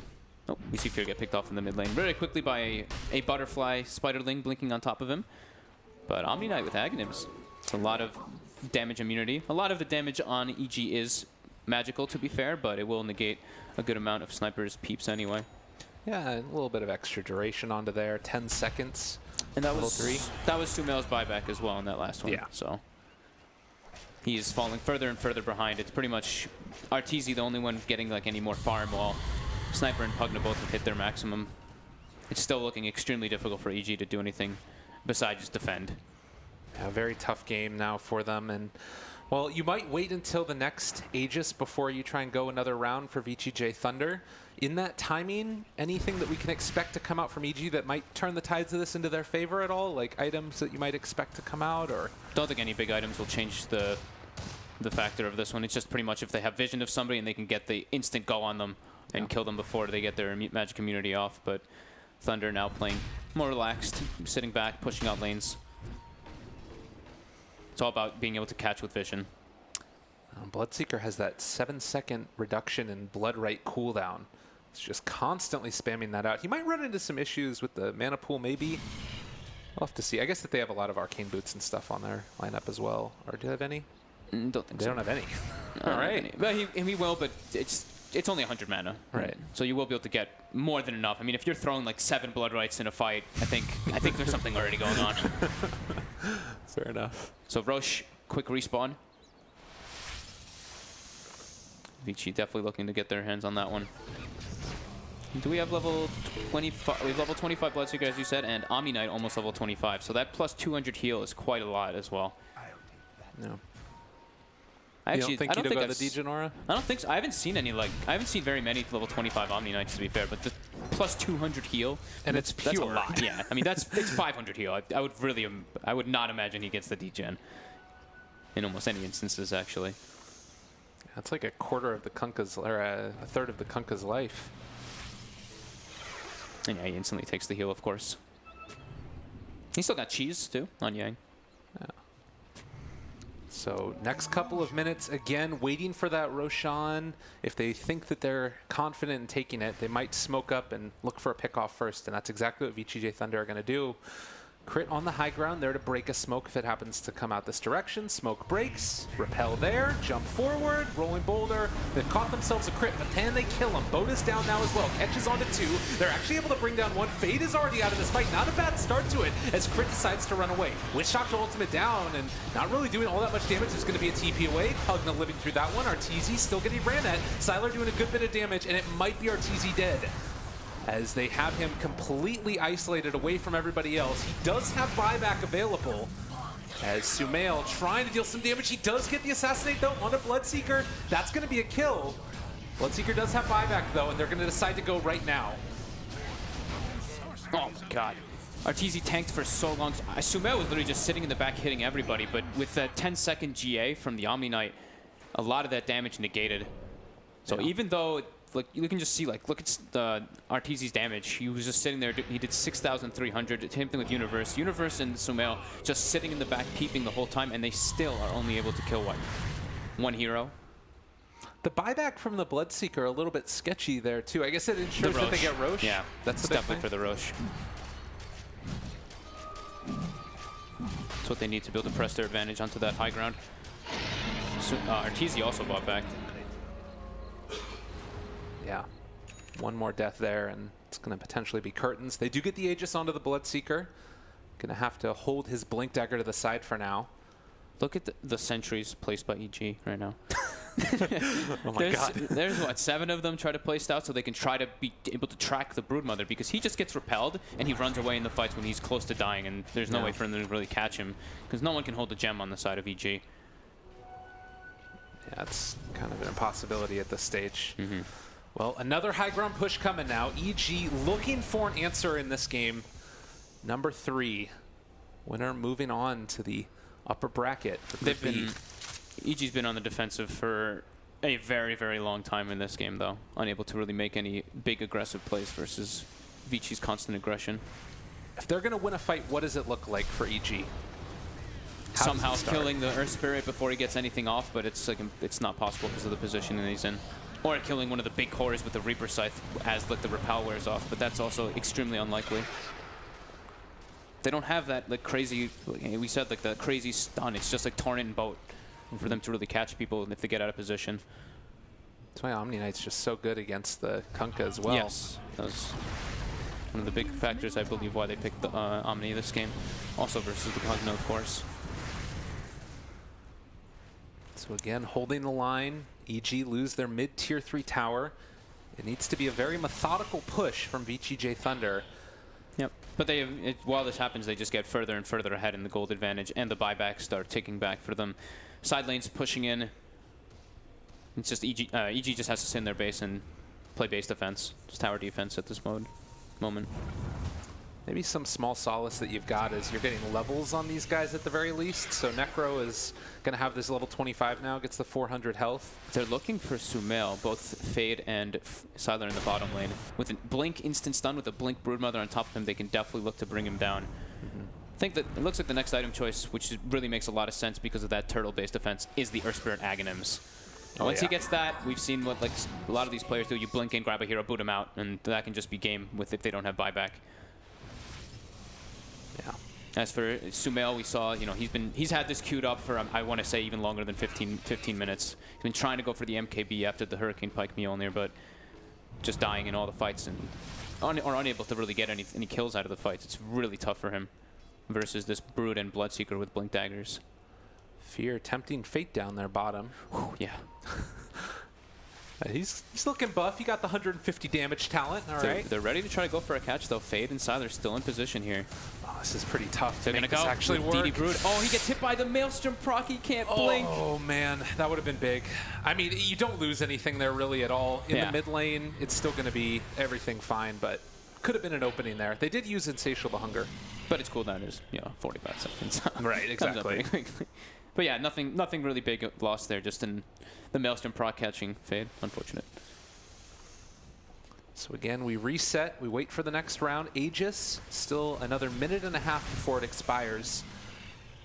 Sumail will soon have that MKB. His courier is positioned on the side there, just waiting for him to have the gold for it. To be able to go through that butterfly. Yeah, it's a tough road to get there even. Yeah. It's a scary thing. The gold's getting ridiculous on the side of Thunder, though. Everyone's getting luxury gold. Or the 3 cores are getting luxury gold, pretty much. Omni Knight gonna be having a sheep stick at any moment he tries to buy it. They actually find a situation they can try to go for Siler, but Fade. Again, coming in with the kick, but Siler does anyway use the BKB since it's down to 5 seconds. May as well just spam it to survive at any instance in time. So they'll wait for that one now. Next BKB, 40 seconds away. Also Insatiable Hunger on cooldown. And EG, again, going to give themselves a little bit of time to get towards... I mean, it's still like, what are they really getting towards at this point? Just sort of holding out the game and hoping that VG.J make a mistake, I guess. Hoping that Sniper gets 6-slotted pretty much, because he's still a ways away from being at his peak. I mean, he's going to have the MKB finished up soon if he can ever get the courier out there. But Necro does also have Lincoln's finished on top for Arteezy, so being able to block those diffusals can be very useful. Oh, Ayo, he sees the courier. Oh, he wants it really badly. They're sending it long ways around. And the run forward, they got one hit. Oh, no. Trying to get it. They want it so bad. Force There's that. the catch. Witch Doctor gets it. They didn't buy the item, though. Sumail was, or the EG was definitely recognizing that courier might die, and it could be really detrimental. They're smoking out. They're trying to get a pick off here. They've had enough. Sylar Step over by the trees. There's going to be the stun. It's hits onto 2 of them, but is that really the initiation that they wanted? The silence going to connect there as well. Fade brought down low. They actually are able to pull him back in, and they find a kill. Okay, a decent way to start this one. And now the Witch Doctor also left alone. The rest of VG.J says, we don't want anything to do with you guys. And that should be the end of it. The core is literally just run all the way back to the base pretty much on the side of EG. But that is a gem. That is a gem gained for EG there, and it's a little bit of breathing room. Now they can start to push out their lanes a little bit better, and it seems like that's the only way that they can do these fights. They just need to smoke and try to just catch somebody off of it when Thunder doesn't expect it. So 50 minutes into it, we don't have a Witch Doctor for about 80 seconds. And I'm kind of looking at this game and feeling like the items that you get on EG are each going to be more effective at helping them to win team fights than the Thunder's next items, right? Or do you not think so? Yeah, except for the Aghanims on the Earth Spirit. That's the one big one for them to actually get into the base. But this is, you know, we've mentioned a lot whenever we see Sniper is it's all about the base defense at that point versus Sniper. If you can't break the base, your net worth advantage is pretty moot. And they've been struggling really hard versus this Lich and this Sniper. And Lich getting closer and closer to level 25. That's going to be one of the big things too for them is getting that 35 Frost Armor structure. This game could be on a little while longer. Oh yeah. Be in for the long haul. And with the tier 2 tower taken in the mid lane, ooh, VG.J moving outside of their base right now with the Brood right there. Crits in the area as well. They see Sylar, they got him caught, the stun goes through, only onto 1 though. Is it gonna be enough? Sylar again pops the BKB, Insatiable Hunger turns to fight Guardian Angel out as well. They're gonna deal a lot of damage throughout the duration of this, and they do kill off Universe. But now the Chain Frost starting to slow, starting to get out of there, actually able to run away. The Bloodseeker gets out of that one. And it looks like the rest of VG.J are going to be able to escape as well. Without Sumail there, too. But they lose Universe. And now Thunder. When their Witch Doctor's respawning, they're looking to take a fight. Sumail will have the MKB finished up, so he will be able to do a good amount of damage and defense from the high ground. Oh, they caught crit? Oh, crit? Crit? I don't think he has buyback either, does he? He does not have buyback for 40 gold. Oh, man. So that'll hurt a bit for them to be able to force. Yeah, that could be tough. They'll at least force the Universe buyback for sure. Yang ended up going for a Dagon instead of the Sheepstick. Wanting to just blow these heroes up. Arteezy in a little bit of a scary spot. They got the Blood Rage on him as well. There's the Eul Scepter lift up into the silence. Brought down to very low HP. Is he going to live through all of this? He walks forward aggressively. Doesn't end up getting off that Reaper Scythe. So they lose Arteezy. Does have buyback. He's trying to hold it as much as he can, though. That Maledict ticked pretty damn hard there at the end there on Arteezy from all the damage he had taken. Well, game is quite hard, and even with the 1 lane of Rax taken mid, if they end up getting it, I don't know if that ensures them a win. It gives them easier ways to get into the base, though, and they're going to have Earth Spirit Aghanim soon, which is going to be like the really big key to just closing it out for Thunder. But it still is, like I mean, sniper-based defense, and with Universe as well with Pugna, it makes it a lot easier. Sumail, though, finally, MKB finished. Next item on the docket is going to be the MKB, or the Eye of Scotty, sorry. Jump forward, dealing the damage to Sylar. They're saving the buyback. Yeah, melee barracks are there. They use Repel and a BKB charge. Just want to ensure that they don't lose that Brood. They're really trying to force Arteezy to use his buyout. Yeah, if they can somehow manage to hold on without using it. There's no glyph. This is so hard to do. It makes you wish you could decrep towers. That's what Pugna needs as a buff. That would be not okay. So though the chip away damage is starting to add up. Do you think about going for Rapier for Sniper in this game at this point? The thing is, he dies so easy. If he does get isolated, he dies pretty much instantly. Right. But it might be in that position. It's a 22k deficit, and they've been just sitting at their base trying to defend. And every time this happens, Repel, BKB, they can just commit onto the high ground. Jump forward, they pull one out, able to get onto him already at the start, but can they kill these heroes off? Universe brought down to half HP, the Blood Right connects onto him now as well. They pop the BKB, try to bring down this Pugna, they are going to be able to get that kill. They force out the buyback from the Necro. Now can they get any more? Slowing down that Bloodseeker. Fear actually beats him up with that heavy right-click damage and a Chain Frost. So they managed to get a kill for the buyback, but they still don't have Uni. Yeah, Arteezy buyback though, very costly. And yeah, Universe dead still for 80 seconds. If they can kill Arteezy here, the game just ends very abruptly. They're trying to go for him, even though they don't have Bloodseeker. Yeah, be a little bit scary. Torrent. Oh, doesn't end up connecting. Fear's going to get caught as well. They've got themselves one, but is he going to end up dying? Yule Scepter left up again. They know they need to keep him alive, but it might be too much finally as VG.J starting to, well, almost get the kill. He actually kicks him away.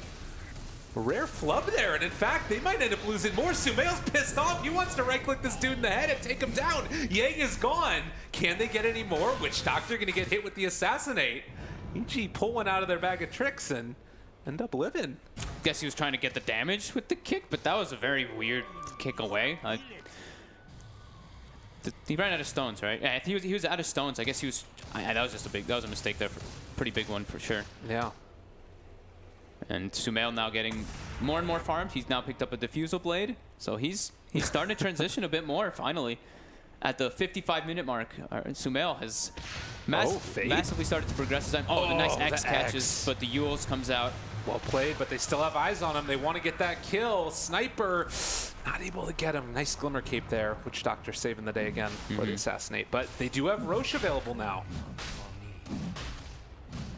Fogged. I mean, dude, Sumail has... I was mentioning how he had it, the Mjolnir and the Hurricane Pike, and he didn't have the MKB. That was 45 minutes. He's now gotten like 15,000, like 12,000 gold or something on the Sniper in the last 10 minutes. Now they wait for Arteezy before they go in for the pit. And, well, it's like VG.J want to come and fight this. They only have buyback on the Sniper and the Kunkka. Drop down a web. Walk into the pit, Fade again, blinks towards the north. He's completely isolated away from the rest of his team. Are they going to be able to bring him down? He again rolls out. There's no X to pull him back in this time. Oh, Universe takes that Arcane Rune away from Sylar. And they force the BKB from Sylar as well. 50 seconds without it. Blood right down. Omni Knight respawns though. Now it becomes a lot harder for them to take the fights, and they have to start backing up. Their lanes are going to become an issue. They've fought through Aegis and Cheese several times though. But it looks like they still want to be parked around the area. Don't want them to get it for free. Smoke on Smoke coming out soon. The Smoke is not on Thunder yet, though. And EG looking to walk in. They do get spotted, though. Oh, yep. Arteezy revealing himself there. They were trying to get the wraparound, it looked like, all the way from the other side. But Arteezy taking the route that actually gets broken. Yeah, I feel like that might have just been either a pathing issue or something where, like, he clicks up to the top side and went the wrong way around the Roche pit. He wants to be the front liner, though, so... Okay. Yeah, maybe that's all it was, but you talked about it. There it is. Aghanim Zerg Spirit. They're going to look to try to get the grab on somebody. Know what the play is. Now, can they find them? Arteezy is revealed in the middle of all of this. Do they want to jump on him? Fade walking forward, but they don't quite have eyes. Sylar up there as well. Now they've got him. There's going to be the Reaper Scythe already out. He ends up throwing out the Magnetize, connects on to 3 of them. A decent way to start this one. There's going to be the Hurricane Pike, the pushback coming out as well. Fear dealing a decent amount of damage, as well as Sumail up on the high ground. And now, VG.J Thunder, they're on the other side of this. There's going to be the Guardian Angel, though. That's the turnaround that they need, but the Chain Frost still bouncing. Sylar's going to end up falling. They get the kill. He's forced to buy back now. Can they find any more off the back of this? Yang trying to run away. It looks like EG just want to back out now as the boat buff is going to start to wear off. They make their way into the Roche pit. They're very concerned now in the fights. Sylar can't really focus down anybody. The sheer amount of armor coming out onto the Necro, he doesn't have the damage to burst through him by any means. Solar Crest plus Lich Armor plus the Shivas as well. It's so much survivability now on top of the boat buff. But they do get the Aegis, they do get the cheese, but it's costly. It costs them 2 buybacks to try to go for that. And now everybody's getting up to that level 25 level. The turnaround is actually happening. Pugna got his, the 200 Nether Blast damage. I mean, we've got Sniper as well, the Shrapnel charges, so they're going to have really good vision in these fights. Looking for Sylar, they forced the BKB. Got him again with it. Sumail's doing a lot of damage in the fights now, though, because he's really I keep saying transitioning. He's a core, but he's transitioned into an actual damage dealer. He wasn't a core earlier. He was really struggling to get items, but yeah. The base defense, EG. Well, this has to be so stressful for Thunder with how they had that massive lead.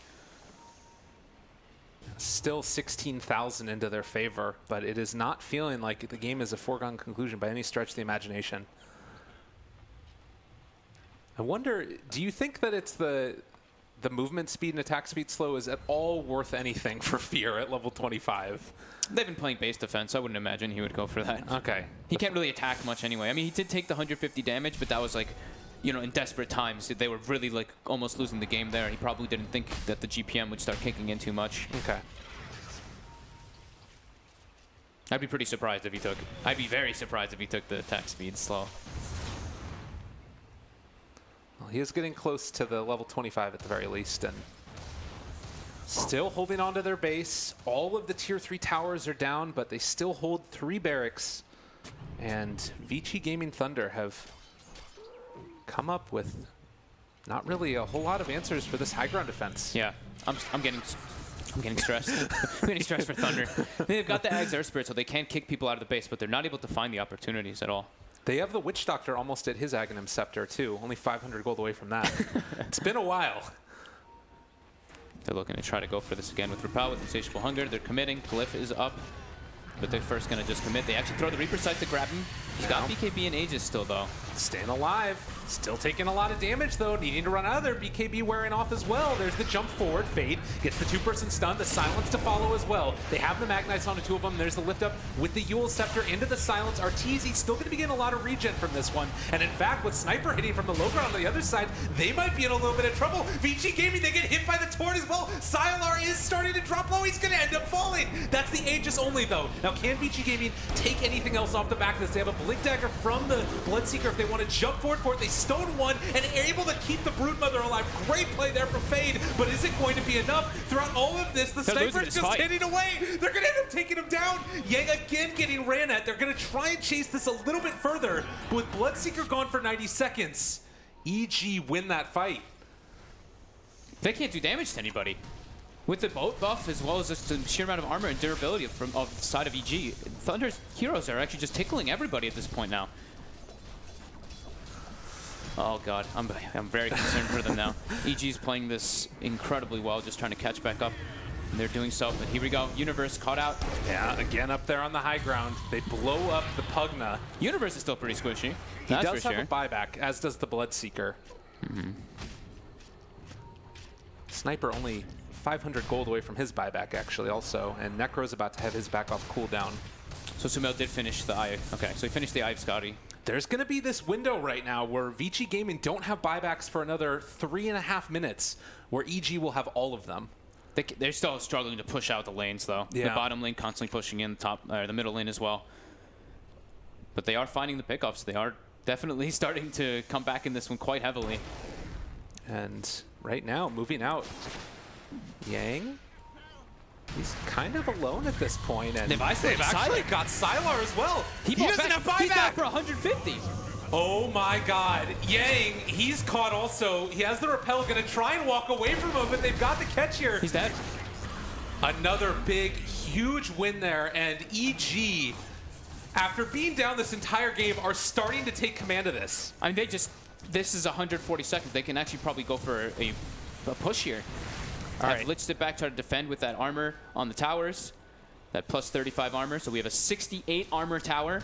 Oh my god, what is this? And now Arteezy's able to start replacing items as well. He's getting to that big of a factor. Gets rid of the Veil, now has a Sheep Stick. This is going to be incredibly useful for them to get these pickoffs.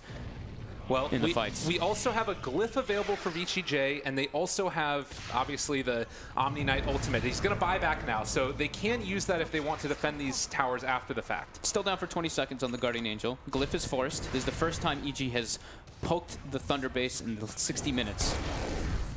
After that, or after like 40 minutes, because they were at the top tower, like the 20-minute mark, but first time they've gotten aggressive in quite a long time. They still have to be so careful here.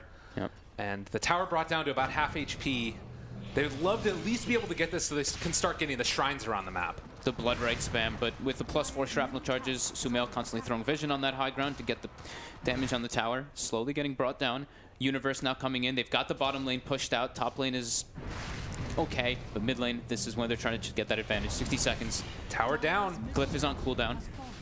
Can they make this work? Maybe a chance for a jump in, pull one out. Arteezy, Lincoln Sphere pop. They've got another one placed down on top of them now. Thunder can't fight without their Brood. This is definitely the Rax now with that +200 Nether Blast, and they're going to start going toward top. They're 50 seconds. 50 seconds still. They do have Guardian Angel, but this is going to be probably another lane of barracks unless VG.J want to take the fight, but you don't want to fight right now without your Broodmother. We'll see how much longer they can hold it for. Again, Lincoln Sphere pop, a lot of damage being out there, both pure as well as magical. Arteezy ruptured also. They need to be careful. They kick him. They start to push him. Is he going to be brought down? There's the Yule Scepter lift up. They've got the Guardian Angel as well. Arteezy down to it, only about a fifth of his HP, but he's starting to get regen back up. All of the heals coming in, and it looks like they're going to be able to walk away from that one, still surviving. And they got the tier 3 tower. Can they get any catches as anybody's TPing out? Nope, they all just TP in their faces. But Arteezy doesn't have a TP, actually. It's in his backpack! He doesn't have the room for it. Oh, God. He's going to be brought down. Yeah, they have a Reaper Scythe available, so maybe they can get one kill. No, it's not even going to happen. Insta buyback. Yeah, he wants to make sure that cooldown is happening.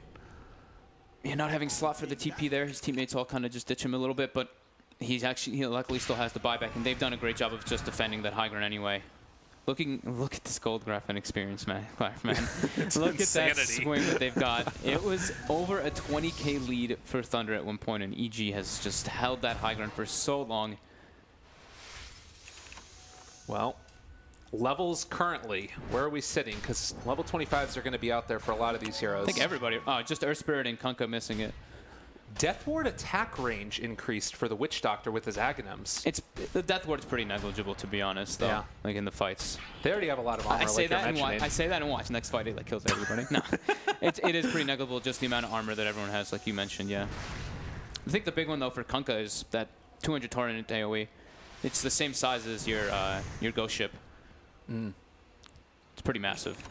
Yeah, but I mean, that's not really what EG needs at this point. They've definitely shown that they are actually ahead in this game, even though they're behind in the net worth. Just Only the way barely. they can take the fights. On Sumail now going back for the Daedalus next. He's top net worth on Sumail, by the way. I mean, even when he gets off to a bad landing stage, you know you can count on this guy when he gets down the wire. I just can't believe that's actually like happened though. It's so ridiculous. I can't believe that they've been able to stay in this game after all of that time that they were holding high ground, and VG.J now smoking, looking for an opening. It almost feels desperate, right? They do have a DD rune. The Rosh is going to be up in 30 seconds or so. But if they can find Arteezy, that's the big kill. If they kill Arteezy, that's everything back for them. All right. No buyback also on the Lich nor the Kunkka. Looks like they're going to try to smoke into the base maybe, but a little bit reluctant to do so. They're going to push out that top wave because they don't have the other two creep waves aren't pushed in yet, so they probably thought there was still backdoor regen. But it's still, I mean, these Vraxes have 59 armor. They don't die very easily. They're quite hard to take down. Maybe Pugna's the answer for that 35. I guess you don't really need an answer for it, because how often does Lich get level 25? Yeah. But 67 minutes in. Longest game we've had so far here. And we knew it was going to be a good one. Definitely the best game of the tournament so far. Roche starting to fall down. It's going to be Cheese again, as well as the Aegis. And I would imagine this one, I don't know, I guess who do you want to put that on? Is it Yang that's taking it? He's been taking the Cheese for the most part, and he does again. And he takes the Aegis. Yeah, he gives the Cheese over to Fate instead. They still have Cheese on the Bloodseeker as well from one of the previous it's because rushes. he doesn't have buyback, that's why. He had to buy back in that lost engagement. Oh yeah, good point. Well, Broodmother, do you think about switching out the Butterfly at this point since there's the MKB? It gives a good amount of damage with the attack speed, but it's looking like, I mean, he tickles. That's the thing. They tickle this Necrophos when he's in the front line, when he has the backup of his teammates. I don't really know what the solution of items is. They've kind of hit their peak a long time ago on the Bloodseeker and the Broodmother. Right. Daedalus and Bloodthorns would be the items, but it's so expensive to switch out for that. Or maybe even think about going the magical route like Omni did. I don't know. I mean, he did go for the Dagon 5 to try to pierce through that Necro Ghost Shroud and Decrepify, but doesn't seem to have really done a whole lot for them. All right, well. And the base defense continues. They know what they need to do. Don't let them hit your buildings. And I'm still waiting to see another round of the like repel jump forward, but it just feels like it's so scary with Necro using the Reaper Scythe to keep them in place. They've got Reapers on top of a Hex, so for the Necro. So if they get that like split second where he does get disabled, he can just get bursted down from EG's lineup. Right. God. They repel the Earth Spirit, so they're really trying to go for the Ags. The Ags kick somebody out. Oh, this is so scary though. Again, one wrong move at this point, and all the work that you've had for these 70 minutes of game so far can get thrown out the window in an instant. Crit pings that you see Earth Spirit is missing. He's definitely recognizing. He's like, they're repelling an Earth Spirit. He's definitely just trying to go for the Remnant kick out. He's even going back for the Aether Lens now, so he can get that extra little bit of range to spot it and jump forward. Wants to get it. The Lincoln Spears pop in. Fade. Is he going to end up falling? They actually get the X back onto Yang, and there's going to be the Torrent lift up. Are they going to be able to bring him down? That's going to be a catch. That's going to be a kill as well. That's one. He's got Aegis, though. And with that, EG maybe feeling emboldened to walk forward. They get the Hex. They got him caught. There's going to be the Stone, though, and that keeps him alive, but they weren't able to get the kick out. They do get the pull away. But the X bringing him back. Oh, Yang, he's caught. He's going to be maybe killed off as well. They have the Assassinate. Crit over there as well. They get the hit. It's a little bit too late, though. That longer duration. Arteezy getting gone on now by Sylar. They try and fight, but that's going to be Sumail dead. He has to buy back, and they need to use it right now as well. That's a Bloodseeker running forward, starting to bring Fear down low as well. The Witch Doctor ultimate is actually doing a decent amount from the high ground, but is it going to be enough? I don't think so. Arteezy turns to fight, able to bring down one. That's also going to be the Kunkka buying back into the game, trying to get into this one. The Lich doesn't have a buyback either. Can Arteezy live? He's walking in front of all these heroes, daring him to come at him, but they might actually make it happen now. The walk away, still alive, and a good blink out by that Bloodseeker. All right, that fight was all over the place. It was so hard to follow what was going on. The Pugna War just zapping constantly because the Witch Doctor heal. Look at the damage done by Sniper and Necro though in the fights. Just that sheer base defense, but they do force a lot of buybacks on both sides. Sniper buyback, Brood buyback, Kunkka buyback. The game has eclipsed insanity levels. This is what you called that. He gets the GA off. He still has the repel off, so the Sniper Assassinate is blocked. Bloodseeker's able to jump in with Fade. They get a nice disable onto Sumail. He gets bursted down by the getting isolated. But yeah, the Witch Doctor roll starting to force people back a lot in this fight, though. And you can barely even see it, actually, with the animation of it. But they're able to buy back with Sniper, and that's when the fight turns. And that's when VG tries to reset. And now we reset again, like you said. The buyback status. Not a ton of people have it anymore. It's the Lich, Omni, Earth Spirit, and the Bloodseeker. And Omni actually going to be going back for a Blink Dagger himself now on top of the BKB, which was as well displayed in that last fight. First time he used it, 9 seconds now. Well, where the hell do you go from here? I don't even know. I don't think anybody knows. I think EG is just like, all right, hold the base. That's what they're just calling. They're like, don't get kicked out of the base. Well, the Torn AoE is there, and we've also got Geomagnetic Grip targets allies. So everyone's level 25. Yep. Woo. It happens. Not too often. And still, no answer for how to break this. Because honestly, even if they end up getting Mega Creeps, you still have like Mjolnir Sniper that's going to be able to hold the base. Yeah, we're here for a while. I've accepted this. Yeah. I saw you just take a sip of water real quickly. I need it. Getting a little parched on this one. It's a doozy. Everybody going to get Aghanim Scepters. Start to need to think about new ways to build these heroes, switching out items from backpacks. Exactly. We see the Moon Shard eaten now by Bloodseeker finally. He had like 8,000 gold, so definitely needed to. Sylar looking to change his items up a bit too. He's had the MKB for quite a long time, of course, but he's starting to actually have boots of travel in his inventory rather than no boots. And the base defense continues. This is crazy. Yeah, I know. It's insane. And there isn't a, you don't practice for these games. This is reminding me of the EG versus eHome match at TI5. A little bit. Or was it TI5, right? Yeah, 5. That crazy comeback they kind of had with all the Dagons. It's really just reminiscent of it. So do you think about going for those Dagons yourself at this point? That was a different kind of game. Okay, no. I think their itemization is fine. It's all just about positioning and how the way they take the fights. Arteezy has queued up a Dagon 5 though, so. Smoke. Fear outside of that smoke. I do not believe it was scouted either. They're waiting for somebody to walk forward, and if they can get one pick off. It was TI6. Sorry. I just remembered, sorry. They do get the catch on the Did they spot him? They're going to blow up. He does actually brought down, still keeping himself alive. And that's the end of that.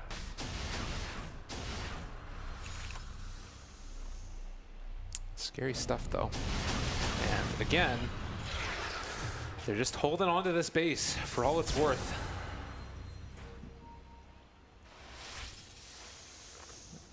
I mean, you can see as well that they're like sort of, you know, moving out around, trying to see if they can pick one off, but really it's going to be Fade that's got a better chance at it. And with that Aether Lens, he gets the longer duration pullback. Arteezy out of position, but this is the hero that if you want to be taking all the damage, you end up taking it with.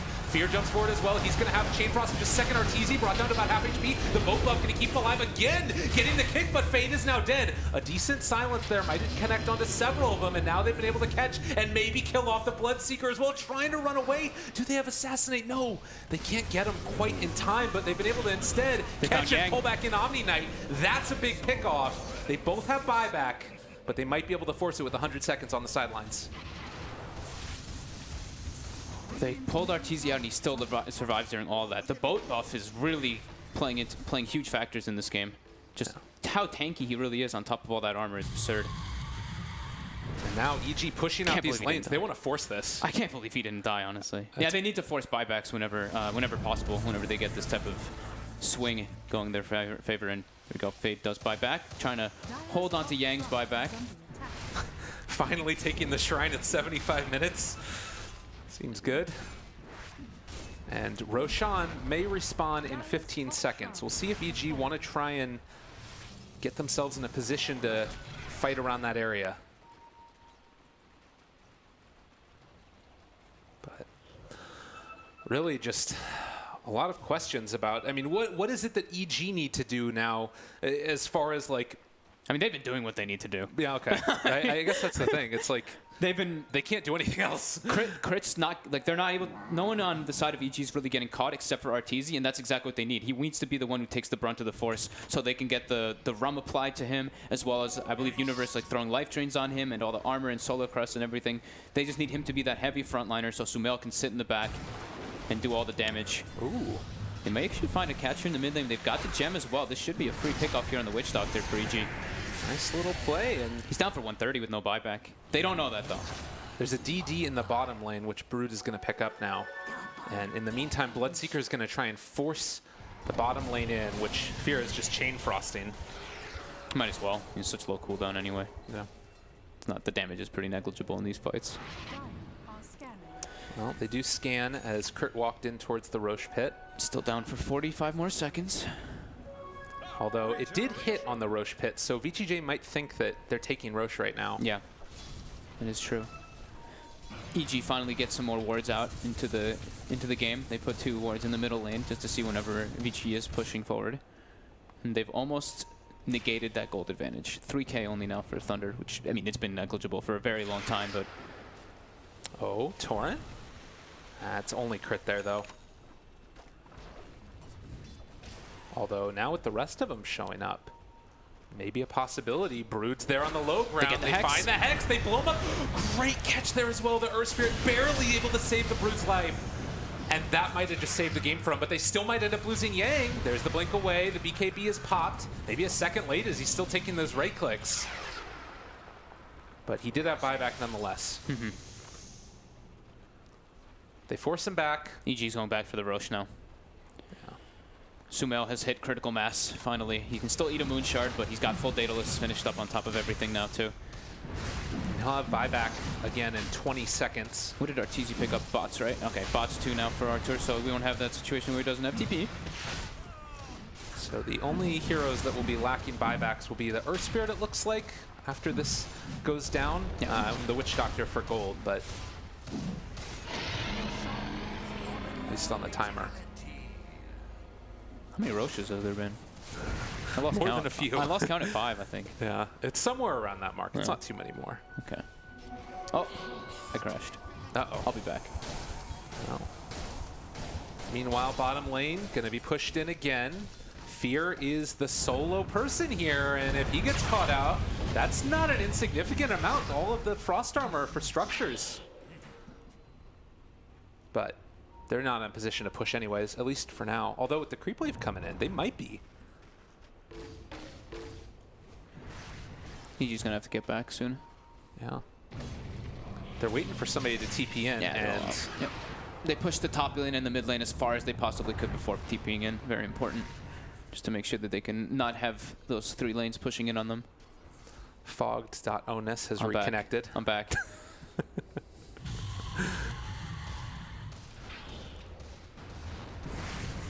Okay. This is insane, dude. It's a crazy one for Look sure. at Fate's positioning. He's just sitting in the trees. And never mind. He's like, all right, this isn't working out. I don't want to be in this world anymore. So, again, we've seen the catch with the Aghanim Scepter on the Earth Spirit, being able to pull one hero out. Do you even think about trying to focus a different hero besides Arteezy now? I was thinking they can probably look... I think Crit might be one of the biggest targets they can actually go for here. But, oh, the Boots of Travel 2 coming in. They get the Torrent onto Fade here. All looking right, to not a burst him bad down. start. They blow him up. They've got the catch as well, and that's going to be the kill. No repel there in time. Earth Spirit's dead for 150. He doesn't have any buyback. That's the only hero right now with the timer. Yang starts TPing to the base towers. He's like, we need to get back.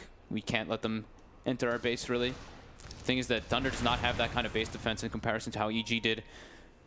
About to break the 80-minute mark. Well, the only problem is that Sylar is still split pushing up top here, and they do have GA. Rapier picked up by Bloodseeker. Here we go. Let's go. Time to party. The full committal. All right. We have to watch and wait. No TP on Kunkka right now. The rest of these guys do have TP, and Arteezy is actually walking back right now to base. His was still on, or actually he just wants to put the bots into the team fight at mid after pushing out top. But Sylar? The armor is on the buildings. They don't really take damage. We'll have to watch if EG decide to push in towards mid. Now, 6,500 gold there. They don't know about this Rapier right now. Arteezy, is he going to get brought down? There's the silence now. They're not going to decide to go for it. Still it's too scary. Yeah. So they're going for top racks now. The blast doing heavy amounts of damage, of course. Sylar finally claims mid racks. Mid-range I think racks. that this Rapier is still hidden. I think they just got a view of it, but they didn't get to click him in time. But yeah, I don't believe they've seen that Rapier just yet. He's trying to go for the Abyssal Blade as well after the fact. TZ, he's there. They're going in for tier 4s now. They're daring him to come and react. Sylar is pushing Sylar's inside the going base bottom as well, but he's not with the rest of his team now. Now they truly know there's no Earth Spirit buyback. As soon as they start threatening this, the Glyph gets forced out. The damage is becoming very high on these tier 4s. They need to deal with this. It's just too much right-click coming in. The Torrent ends up connecting onto two heroes. The boat is going to pull him back in as well. They want to try and save it. No, but they got him hexed. He's going to be caught hard. They end up getting the Echo Shell onto him from the Lotus Orb, but he's going to fall. And that's the Rapier on deck. But look at the Witch Doctor ultimate. It's bringing everybody so freaking low. Crit is already going to end up dying from it. Can they do anything else, though? The buyback comes from two separate heroes. Three of them now, as the Kunkka's going to try and TP into this Yang, trying to stay tall, but it's not going to be enough. Arteezy's going to be brought down. They do have the GA, and Sylar barely going to be able to walk away and survive through that one. They get the repel jump away, but they are going to end up losing the Witch Doctor in the end. It is far too much damage. EG, hold on throughout all of the ridiculousness of this game. Sells his items, sells a couple items, buys Refresher, trying to buy more time. Sylar TPs to the base. He's trying to go for the rat, but the Glyph is up. Oh, they've got it. Sylar trying to take it down. The base race, I don't think it's going to be enough. They're trying to take down the Ancient. Meanwhile, Sylar getting decrypt back in the base. They're actually starting to bring them low. EG able to make it happen. Sumail is there. Oh my god. And they end up taking the game. EG winning a thriller. From a 25k gold deficit. Oh my god. Oh man, that is the face. He stands up instantly. He's like, gotta stretch my legs. Sumail as well gets a little grin coming out, but that win is really devastating for Thunder. That probably feels really bad for them. EG probably still not feeling too great about it, but I mean, Sumail's all smiles. Yeah.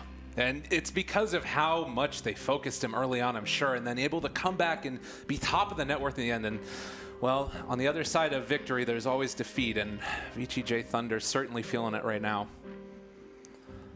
Man, and they have to play later today as well. Dude, excuse me, no, EG do. EG do. The perseverance from EG in this game was unbelievable, honestly.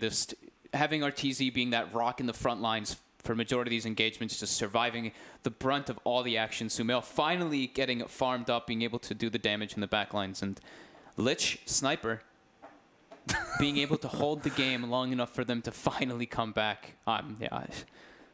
Really, really impressive display from EG. And we always knew that this is a team that has the tenacity to stick with it and make sure that they don't end up, giving away the game at the end. And, I'd love to hear what was going on in the team communications there when they were down so low.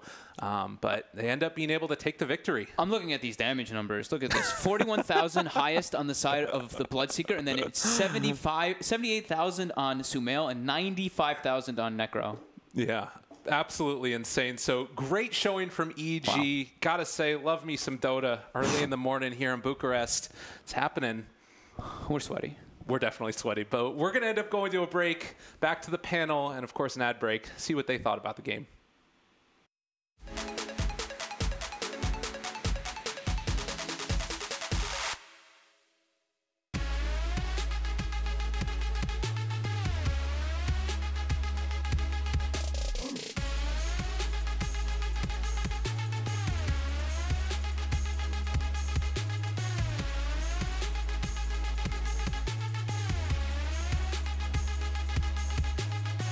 Get the alpha, be the alpha.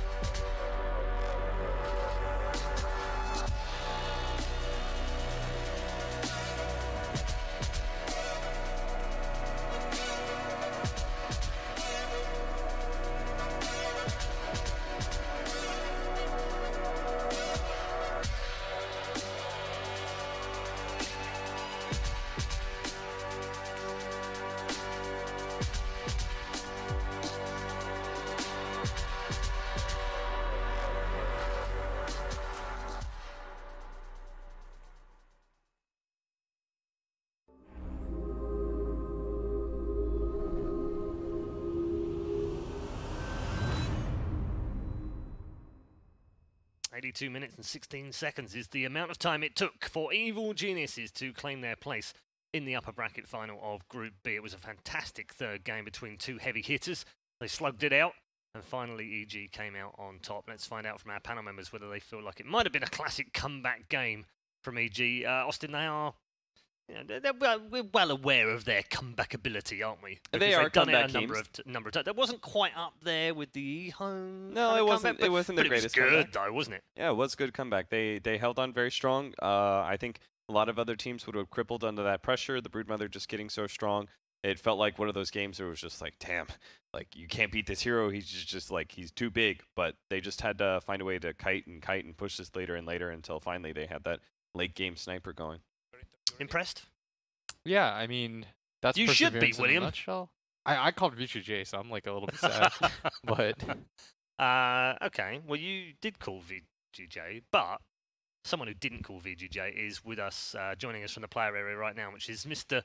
Old Man himself of Dota. Fear, congratulations first of all on a really good victory. Just talk us through, when you saw that Brood as the 5th pick, were you just a bit like, oh, for crying out loud? I don't think any hero surprises us like that anymore. Okay. So, like, there's so many cancer heroes in this patch. It's like, you can't be surprised anymore if you see a Brood Mother. So we kind of knew they might pick it. Yeah. We had some good heroes to lane against it, but they just made a lot of space for that Brood Mother and kind of roamed on their supports, which made it more annoying than anything. Yeah, well, was it difficult trying to contain that early game, knowing that you did have the tools to kind of win this game, but it might take a long time? Yeah, the plan from the beginning was to, get level 25 on Lich, Frost Armor some buildings, get 4 shrapnel charges. We didn't want to play early game anyway. We just sacked it entirely. We were in for the long haul, from the beginning. Okay, good. Were you nervous at any point in that game? Did you feel like when you were getting pushed back into the base, did you feel like this is a bit tough now? Everything was going according to plan. We're just going for the late game, You've been joined. Can I help you? Brilliantly awkward. I love it. Samael in the picture as well.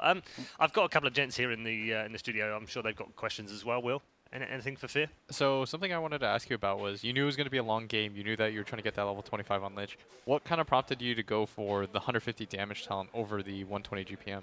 I mean, I've gotten that talent so many times now. You just right-click, you just push waves out, you kill heroes.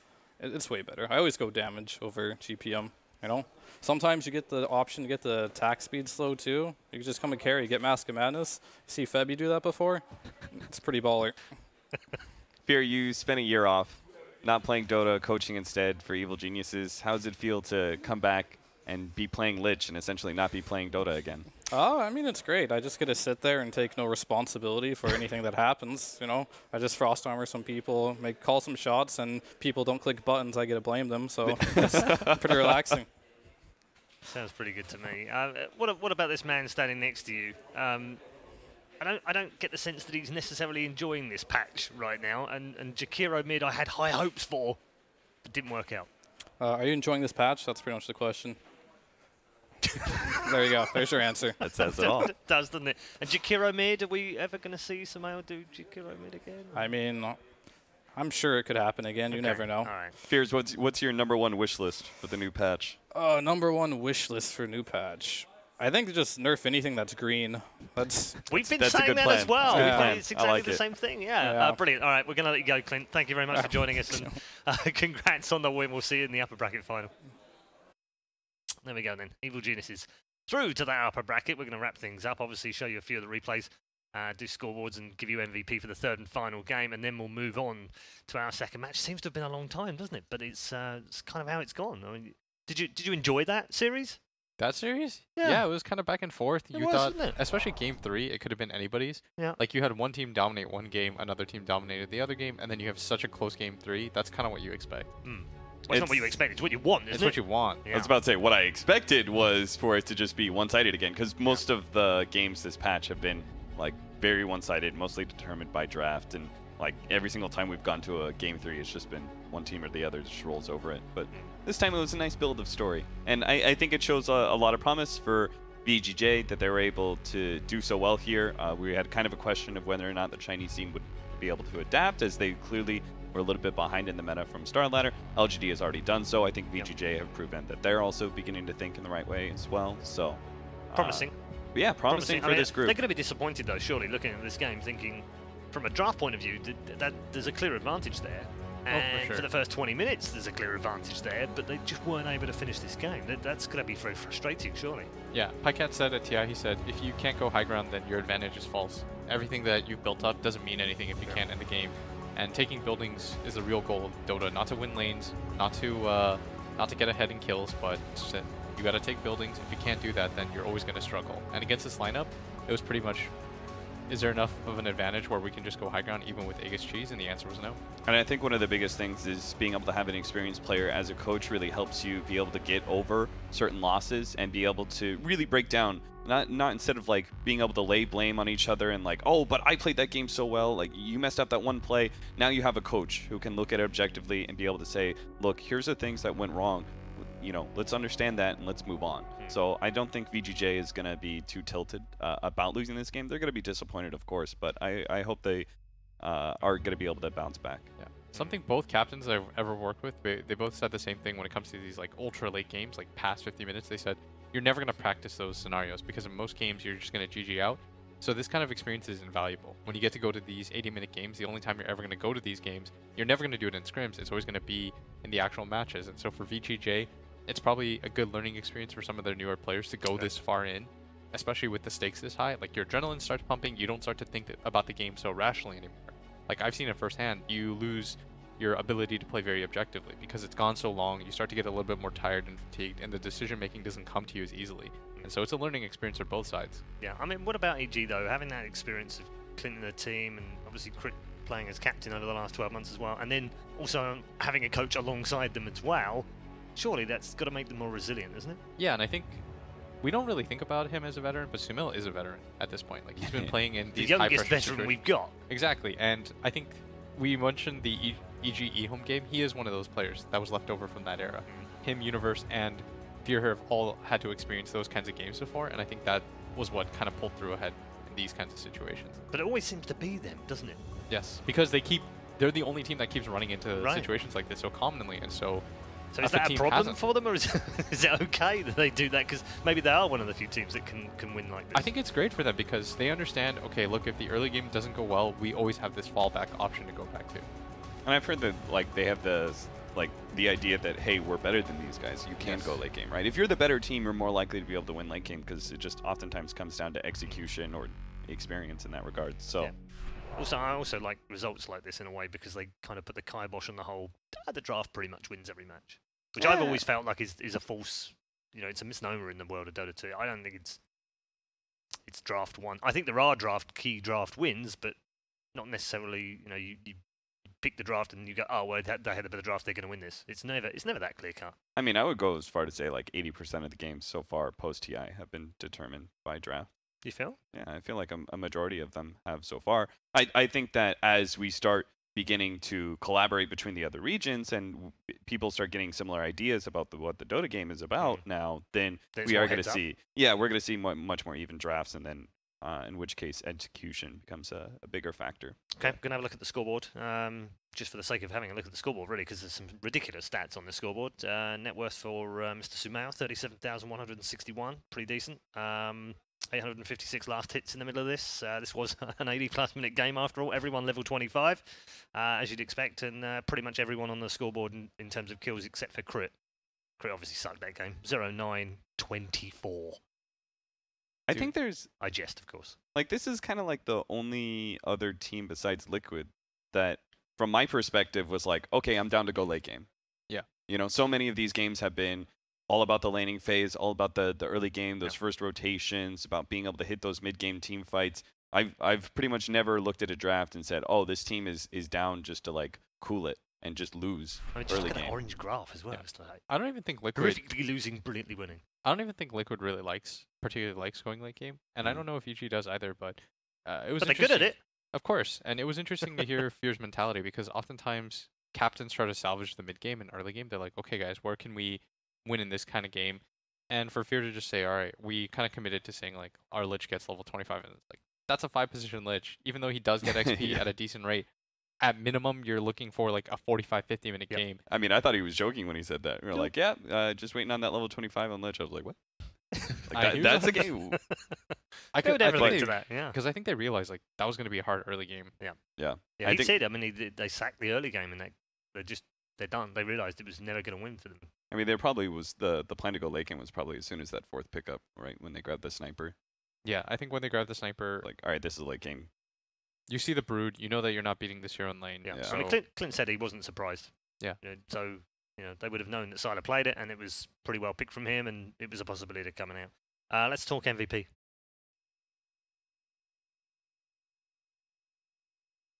I don't know. No player really stood out to me as Tough like. One, yeah, because it was such a close game and it did push so late. Would you grab Crit for the 24 assists? I might actually say I would say Universe or Arteezy. I feel like that both their cores played pretty well. Arteezy, there were multiple situations where he was low, but I mean this was like a team effort because you could also say like the boat buff saved him numerous times. Yeah, the boat Necrophos combination was really sick. Ooh. Yeah. Nerf those green heroes. So MVP. Oh. It goes to Arteezy. But I think you're right. I think this could have gone to any one of 3 or 4, maybe even all 5. Yeah, if it was VG.J, if they had actually won this game, you could just as easily say that Freeze won it. Because the Bloodseeker, the Omni Knight, I think, was really Fade's reactive. Spirit was pretty decent. Yeah, like I think Arteezy had a really hard time playing Necrophos and hitting the Reaper Scythe against that Omni Knight. So yeah, this was a hard game for everybody to play. Yeah, it's good for us to watch though. Fun for us to watch indeed. We are headed to a break right now. When we come back, we'll have our other match in Group B, and see for the final time the last 2 teams we haven't witnessed so far in this particular tournament. Which one goes through to face EG? We'll find out very soon.